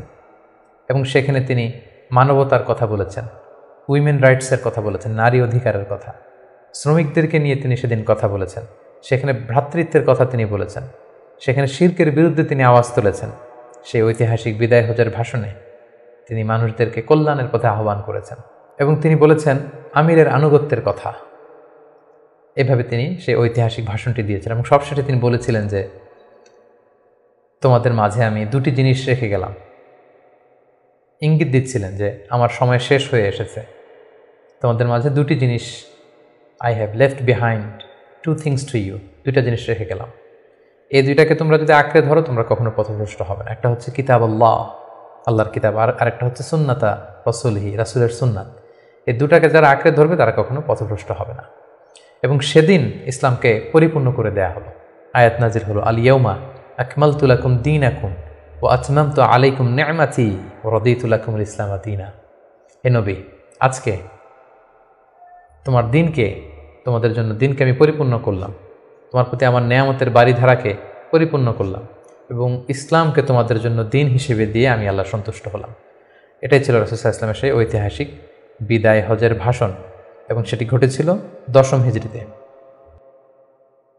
হজ শেষ করে রাসূল সাল্লাল্লাহু আলাইহি ওয়াসাল্লাম মদিনাতে এসে তিনি রোমানদের বিরুদ্ধে যুদ্ধের জন্য রাসূল সাল্লাল্লাহু আলাইহি ওয়াসাল্লামের একজন প্রিয় সাহাবী উসামা বিন যায়েদ রাদিয়াল্লাহু তাআলা আনহুকে নেতা করে পাঠিয়েছিলেন, কিন্তু তিনি যেতে পারেননি। মদিনা থেকে বের হওয়ার কিছুদিন পরই তিনি শুনতে পেলেন যে রাসূল সাল্লাল্লাহু আলাইহি ওয়াসাল্লাম অসুস্থ। 11 হিজরির কথা। রাসূল সাল্লাল্লাহু আলাইহি ওয়াসাল্লাম অত্যন্ত অসুস্থ হয়ে পড়লেন এবং সেই অসুস্থতা থেকে তিনি আর সুস্থ হয়ে উঠলেন না এবং সেই অসুস্থতার কারণে রাসূল সাল্লাল্লাহু আলাইহি ওয়াসাল্লাম ইন্তেকাল করলেন। হিজরি 11 সনে রবিউল আউয়াল মাসের 12 তারিখ সোমবার রাসূলুল্লাহ সাল্লাল্লাহু আলাইহি ওয়াসাল্লাম এই পৃথিবী থেকে বিদায় নিলেন এবং তিনি আম্মাজান আয়েশা রাদিয়াল্লাহু তাআলা আনহার কোলের মধ্যে মাথা রেখে আম্মাজান আয়েশা রাদিয়াল্লাহু তাআলা আনহার ঘরের ভেতরে তিনি ইন্তেকাল করেছিলেন। ইন্তেকালের আগে তিনি বারবার বেহুশ হয়ে যাচ্ছিলেন এবং পানি আনতে বলছিলেন। পানির মধ্যে হাত ঢুকিয়ে তিনি চেহারার মধ্যে পানি লাগাচ্ছিলেন আর বলছিলেন ইন্না লিল মাউতি লা সাকারাত, হায়রে মৃত্যুর এতই যন্ত্রণা, মৃত্যুর এত কষ্ট। রাসূল সাল্লাল্লাহু আলাইহি ওয়াসাল্লাম আম্মাজান আয়েশা রাদিয়াল্লাহু তাআলা আনহার হাতে মেসওয়াক দেখে, তার শ্যালক যখন মেসওয়াক করছিল তিনি সেখানে ফেল করে তাকিয়েছিলেন। আম্মাজান আয়েশা বুঝতে পেরেছিলেন যে তিনি মেসওয়াক করবেন। তিনি নিজ হাতে মেসওয়াকটি নিয়ে চিবিয়ে নরম করে রাসূল সাল্লাল্লাহু আলাইহি ওয়াসাল্লামের মুখে দিয়েছিলেন। তিনি ইন্তেকালের আগে মেসওয়াক করেছিলেন এবং তিনি ইন্তেকালের আগে বলেছিলেন আসসালাত আসসালাত, উম্মতেরা নামাজ নামাজ, নামাজকে তোমরা ভুলে যেও না। ওমা মালাকাত আইমানুকুম, এবং তোমাদের কর্মচারীদের প্রতি, শ্রমিকদের প্রতি তোমরা অবিচার করো না। এই কথাগুলো বলে তিনি সর্বশেষ যে বাক্যটি উচ্চারণ করেছিলেন সেটি হচ্ছে মা আল্লাযীনা আনআমা আল্লাহু আলাইহিম মিনান নাবিয়্যিন ওয়াস সিদ্দীকিন ওয়াশ শুহাদাই ওয়াস সালিহিন, অর্থাৎ হে আল্লাহ, নবী, সিদ্দিক, শুহাদা, সালেহ তাদের সাথে যেন আমি থাকি। আল্লাহুম্মা ইলা রাফিকিল আ'লা, আমি আমার প্রিয়তম বন্ধু আল্লাহ তাআলার কাছে ফিরে যাই। এই কথা বলেই তিনি নিস্তব্ধ হয়ে গিয়েছেন এবং গোটা উম্মাকে দুঃখের সাগরে ভাসিয়ে খাতামুন নবিয়্যিন সাইয়্যিদুল মুরসালিন রাহমাতাল লিল আলামিন তিনি তার শেষ নিঃশ্বাস ত্যাগ করেন। এবং নবীরা যেখানে মারা যায় সেই জায়গাটি পবিত্র, নবীরা যেখানে ইন্তেকাল করেন সেখানেই তাদেরকে কবরস্থ করা হয়। রাসূল সাল্লাল্লাহু আলাইহি ওয়াসাল্লামকে আম্মাজান আয়েশা রাদিয়াল্লাহু তাআলা আনহার ঘরেই কবরস্থ করা হয়েছে এবং আজও মসজিদে নববীর পাশে সবুজ মিম্বারের নিচে পেয়ারা নবী আল্লাহর হাবিব সাল্লাল্লাহু আলাইহি ওয়াসাল্লাম মাহমুদ রাসূলুল্লাহ সাল্লাল্লাহু আলাইহি সাল্লাম সেখানে শায়িত আছেন। সম্মানিত সুধী, এ পর্যায়ে আমরা খুব সংক্ষিপ্ত পরিসরে রাসূল সাল্লাল্লাহু আলাইহি ওয়াসাল্লামের জীবনী থেকে আমরা কিছু লাইফ লেসন নিয়ে আসব, যে আমরা কী শিখতে পারি রাসূল সাল্লাল্লাহু আলাইহি ওয়াসাল্লামের জীবনী থেকে। প্রথম যেই লেসনটা আমরা উল্লেখ করতে চাই সেটা হচ্ছে রাসূল সাল্লাল্লাহু আলাইহি ওয়াসাল্লাম খুব বড় মনের মানসিকতার অধিকারী ছিলেন, বড় হৃদয়ের অধিকারী ছিলেন। তিনি সবার জন্য ছিলেন। He use to think beyond the narrow borders. তিনি বড় হৃদয়ের অধিকারী ছিলেন, কখনো ন্যারো মাইন্ডেড ছিলেন না। উনি সবাইকে অ্যাকোমোডেট করতে চাইতেন। এজন্য আল্লাহ তাআলা বলেছেন যে ওমা আরসালনাকা ইল্লা রাহমাতাল লিল আলামিন, হে নবী, আপনাকে আমি গোটা বিশ্ববাসীর জন্য রহমত করে প্রেরণ করেছি। তিনি শুধু আমাদের জন্য রহমত নন, মুসলিমদের জন্য রহমত নন, শুধু মুসল্লিদের জন্য রহমত নন, তিনি আলামিন, বিশ্ববাসীর জন্য রহমত। He is for all and his teaching is for all. রাসূল সাল্লাল্লাহু আলাইহি ওয়াসাল্লামের শিক্ষা, দিক নির্দেশনা, তার দেয়া হেদায়েত, এগুলো সবার জন্য। এটা আমরা জানতে পারলাম। দ্বিতীয় যে শিক্ষাটা আমরা পাই সেটা হচ্ছে রাসূল সাল্লাল্লাহু আলাইহি ওয়াসাল্লাম সবসময় সঙ্গবদ্ধ জীবনযাপন করেছেন। আমরা যদি দেখি মক্কাতে সঙ্গবদ্ধ, মদিনাতে সঙ্গবদ্ধ, যেখানে তিনি ছিলেন সঙ্গবদ্ধ ছিলেন। এবং আমরা যেন ইউনাইটেড থাকি, কোরআনের শিক্ষাটা তিনি বারবার বলেছেন ওয়ালা তাফাররাকু, তোমরা বিচ্ছিন্ন হও না, তোমরা আলাদা হয়ে জীবনযাপন করো না, বরং তোমরা সঙ্গবদ্ধ জীবনযাপন করো। রাসূল সাল্লাল্লাহু আলাইহি ওয়াসাল্লামের জীবনী থেকে আমরা এই শিক্ষাটাও পাই। 3 নম্বর যে শিক্ষাটি আমরা পাই রাসূল সাল্লাল্লাহু আলাইহি ওয়াসাল্লামের জীবনী থেকে সেটা হচ্ছে তিনি পিস লাভার ছিলেন, শান্তিকামী। কখনো সংঘাতে সহজে বিরোধে জড়াতে চাইতেন না, সবসময় শান্তি প্রতিষ্ঠায় তিনি অগ্রগামী ছিলেন। আমরা যদি দেখি যে কোরাইশদের সাথেও কিন্তু তিনি পিস ট্রিটি করেছেন, শান্তি চুক্তি। সাহাবারা রাজি হচ্ছিলেন না, কিন্তু তিনি করেছেন। মদিনায় এসে তিনি মদিনা চার্টার করেছেন, মদিনা সনদ করেছেন, ইহুদিদের সাথে একসাথে থেকেছেন, থাকতে চেয়েছেন, কিন্তু মদিনা সনদ ভঙ্গ হয়েছে যখন তারা বিশ্বাসঘাতকতা করেছে। তার মানে তিনি সবসময় শান্তির পক্ষে ছিলেন, শান্তিকামী তিনি ছিলেন। সো আমরা যারা নবীজির উম্মত বলে নিজেদেরকে দাবি করি, আমরা যেন সবসময় শান্তিকামী হই, আমরা যেন শান্তির পক্ষে থাকি, এটা আমাদের জন্য শিক্ষা। 4 নম্বর যে শিক্ষাটি আমরা পাই সেটা হচ্ছে he was the flag bearer of justice. তিনি সবসময় ন্যায় বিচারের পক্ষে ছিলেন, ন্যায়ের পতাকাবাহী ছিলেন, ন্যায় বিচারের পতাকাবাহী। সবসময় ন্যায় যেখানে, সত্য যেখানে, ইনসাফ যেখানে, জাস্টিস যেখানে, তিনি সেখানে। তার প্রমাণ আমরা দেখি 20 বছর বয়সে তিনি যখন যুবক, তখন তিনি হেলফুল ফুজুল নামে যুব সংঘ করেছেন। উদ্দেশ্য কী ছিল? যে মাল মাজলুম দিদ্দাল জালেম, আমরা সবসময় মাজলুমের পক্ষে থাকবো, জালেমের বিরুদ্ধে। কোনো জালেম যেন কোনো ব্যবসায়ীকে, ভিনদেশিকে, কাউকে যেন ঠকাতে না পারে, মাজলুমের পক্ষে লড়বার জন্য তিনি এটা করেছেন। তার মানে ইনসাফ, জাস্টিস, ন্যায় পরায়ণতার পক্ষে তিনি সবসময় কাজ করেছেন। সো আমরা যেন সবসময় ন্যায় পরায়ণতার পক্ষে থাকি, এটাই আমাদের জন্য শিক্ষা। 5 নম্বর যে ব্যাপারটা আমরা দেখি যে রাসূল সাল্লাল্লাহু আলাইহি ওয়াসাল্লামের পুরো জীবনীটা যদি আপনারা খেয়াল করেন, 40 বছর, তারপরে নবুয়তির 13 বছর, তারপর মদিনাতে 10 বছর, আমরা যদি দেখি যে সবসময় রাসূল সাল্লাল্লাহু আলাইহি ওয়াসাল্লাম একটা স্ট্রাগলের মধ্য দিয়ে গিয়েছেন। তিনি আল্লাহর নবী, শুধু নবী নয়, শ্রেষ্ঠ নবী, আল্লাহর হাবিব। তার কাছে কোরআন নাজিল হয়েছে, তার কাছে ওহী আসতো, আল্লাহর সরাসরি সাহায্য তিনি পেয়েছেন, আল্লাহর সাথে কথা বলতেন, কথা বলেছেন। তারপরও তার জীবন কিন্তু স্ট্রাগল মুক্ত ছিল না, সবসময় তিনি স্ট্রাগলের মধ্যে দিয়েছিলেন। আমরা একটু স্ট্রাগল করলে হতাশ হয়ে পড়ি, একটু বিপদে পড়লে হতাশ হয়ে পড়ি। আমরা যদি রাসূলের জীবনে দেখি তাহলে আমরা বুঝতে পারবো না, হতাশ হওয়া যাবে না, ধৈর্য ধারণ করতে হবে, কারণ struggle is the part of our life. আমার নবী স্ট্রাগল করেছেন, তিনি সংগ্রাম করেছেন। সো সংগ্রাম আমাদের জীবনের অংশ, এই শিক্ষাটা আমরা পাই। 6 নম্বর যে শিক্ষাটি আমরা পাই সেটা হচ্ছে রাসূল সাল্লাল্লাহু আলাইহি ওয়াসাল্লাম ব্যক্তিগত জীবনে অত্যন্ত সৎ ছিলেন। ট্রুথফুলনেস ছিল ওনার গুণ, ট্রাস্টওয়ার্দিনেস অর্থাৎ সত্যবাদিতা এবং আমানতদারিতা। যে কারণে যে কুরাইশরা রাসূল সাল্লাল্লাহু আলাইহি ওয়াসাল্লামের বিরোধিতা করত, তারাই রাসূল সাল্লাল্লাহু আলাইহি ওয়াসাল্লামকে উপাধি দিয়েছিল আস-সাদিক আল আমিন, সত্যবাদী, আমানতদার। এবং তিনি যখন সাফা পাহাড়ের উপরে দাঁড়িয়ে বলেছেন, আমি একটা তথ্য দিলে বিশ্বাস করবে? সবাই বলল, হ্যাঁ অবশ্যই করব, কারণ আমরা তো কখনো তোমার কাছ থেকে মিথ্যা বলতে শুনিনি। সুবহানাল্লাহ, চিন্তা করেন, নিজের জাতিগোষ্ঠীর এত বড় অ্যাকনোলেজমেন্ট, সবাই এক স্বরে বলে উঠল, মা জাররাবনা আলাইকা ইল্লা সিদকা, সত্য ছাড়া মিথ্যা তো কখনো শুনিনি। যেদিন তিনি হিজরত করবেন সেদিন তিনি তার ঘরে রাসূল সাল্লাল্লাহু আলাইহি ওয়াসাল্লাম আলী রাদিয়াল্লাহু তাআলা আনহুকে রেখে গিয়েছিলেন। কেন? কারণ ওনার কাছে মক্কার অনেক লোকেরা আমানত রেখেছিল, সেই আমানতগুলো বুঝিয়ে দিতে আলী রাদিয়াল্লাহু তাআলা আনহুর 3 দিন সময় লেগেছিল। এত পরিমাণে ডিপোজিট ছিল, আমানতের বিভিন্ন জিনিসপত্র ছিল, সেগুলো আলী রাদিয়াল্লাহু তাআলা আনহু বুঝিয়ে দিয়ে তারপরে তিনি হিজরত করেছেন। কতটা আমানতদার ছিলেন আমাদের প্রিয় নবী। এবং ওনার এই ব্যবসায় আমানতদারিতায় মুগ্ধ হয়েই কিন্তু খাদিজা রাদিয়াল্লাহু তাআলা আনহা রাসূল সাল্লাল্লাহু আলাইহি ওয়াসাল্লামকে বিয়ের প্রস্তাব দিয়েছিলেন। সো তার উম্মত হিসেবে আমাদের উচিত সত্যবাদী, সৎ এবং আমানতদার হওয়ার চেষ্টা করা। 7 নম্বর যে শিক্ষাটি আমরা রাসূল সাল্লাল্লাহু আলাইহি ওয়াসাল্লামের জীবনী থেকে পাই সেটা হচ্ছে রাসূল সাল্লাল্লাহু আলাইহি ওয়াসাল্লামের একটা ফ্রেন্ডলি ইন্টারাকশন ছিল তার ফলোয়ারদের সাথে, good interaction with the followers. সাহাবীদের সাথে খুবই সুসম্পর্ক ছিল এবং সাহাবীরা কোনো পরামর্শ দিলে সেটা ভালো হলে তিনি আমলে নিতেন। আমরা যদি বদরের যুদ্ধের ঘটনাটা একটু রিভাইজ করি, আমরা দেখব যে মুসলিমরা যে এক জায়গায় তাঁবু গাড়ল, তখন হাব্বাব ইবনুল মুনযির রাদিয়াল্লাহু তাআলা আনহু বললেন, ইয়া রাসূলুল্লাহ, এখানে যে তাঁবু গাড়লেন এটা কি ওয়াহি না আপনার ডিসিশন? রাসূল সাল্লাল্লাহু আলাইহি ওয়াসাল্লাম বললেন যে না, আল্লাহ অর্ডার করেন, এটা আমার ডিসিশন। তিনি বললেন, না ইয়া রাসূলুল্লাহ, এখানে তাঁবু গাড়াটা ঠিক হয়নি, আমাদেরকে অবস্থান নিতে হবে ওই জায়গায়, ফলে বৃষ্টির পানি আমরা পাবো, কুয়ার পানি আমরা পাবো, আর মুশরিকরা, কুরাইশরা তারা পানি পাবে না, আমরা পানি পান করব, ওরা পানির অভাবেই মারা যাবে যুদ্ধ ছাড়াই। রাসূল সাল্লাল্লাহু আলাইহি ওয়াসাল্লাম বললেন, তাই তো, চমৎকার আইডিয়া, তাহলে সেটাই করি, চলো চলো আমরা এখান থেকে যে হাব্বাব যেখানে বলেছে সেখানে তাঁবু গাড়ি। তার মানে কতটা ফ্রেন্ডলি একটা ইন্টারাকশন ছিল ফলোয়ারদের সাথে।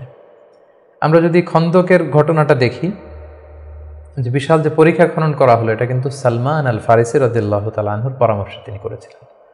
আমাদের অনেক লিডারদের মধ্যে একটা বসি ভাব থাকে যে আমি সব জানি, আমার ফলোয়াররা কিছুই জানে না, আমার টিমের লোকেরা কিছুই জানে না। না, রাসূল সাল্লাল্লাহু আলাইহি ওয়াসাল্লাম এটা করতেন না। কারোর কাছ থেকে কোনো ভালো কনসালটেশন, কোনো পরামর্শ আসলে পলিসি মেকিংয়ে তাদের কথাও তিনি রাখতেন। সুবহানাল্লাহ, এটা একটা গুড লিডারের বৈশিষ্ট্য।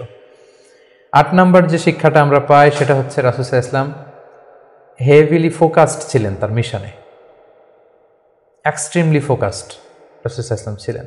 সেই যে মক্কায়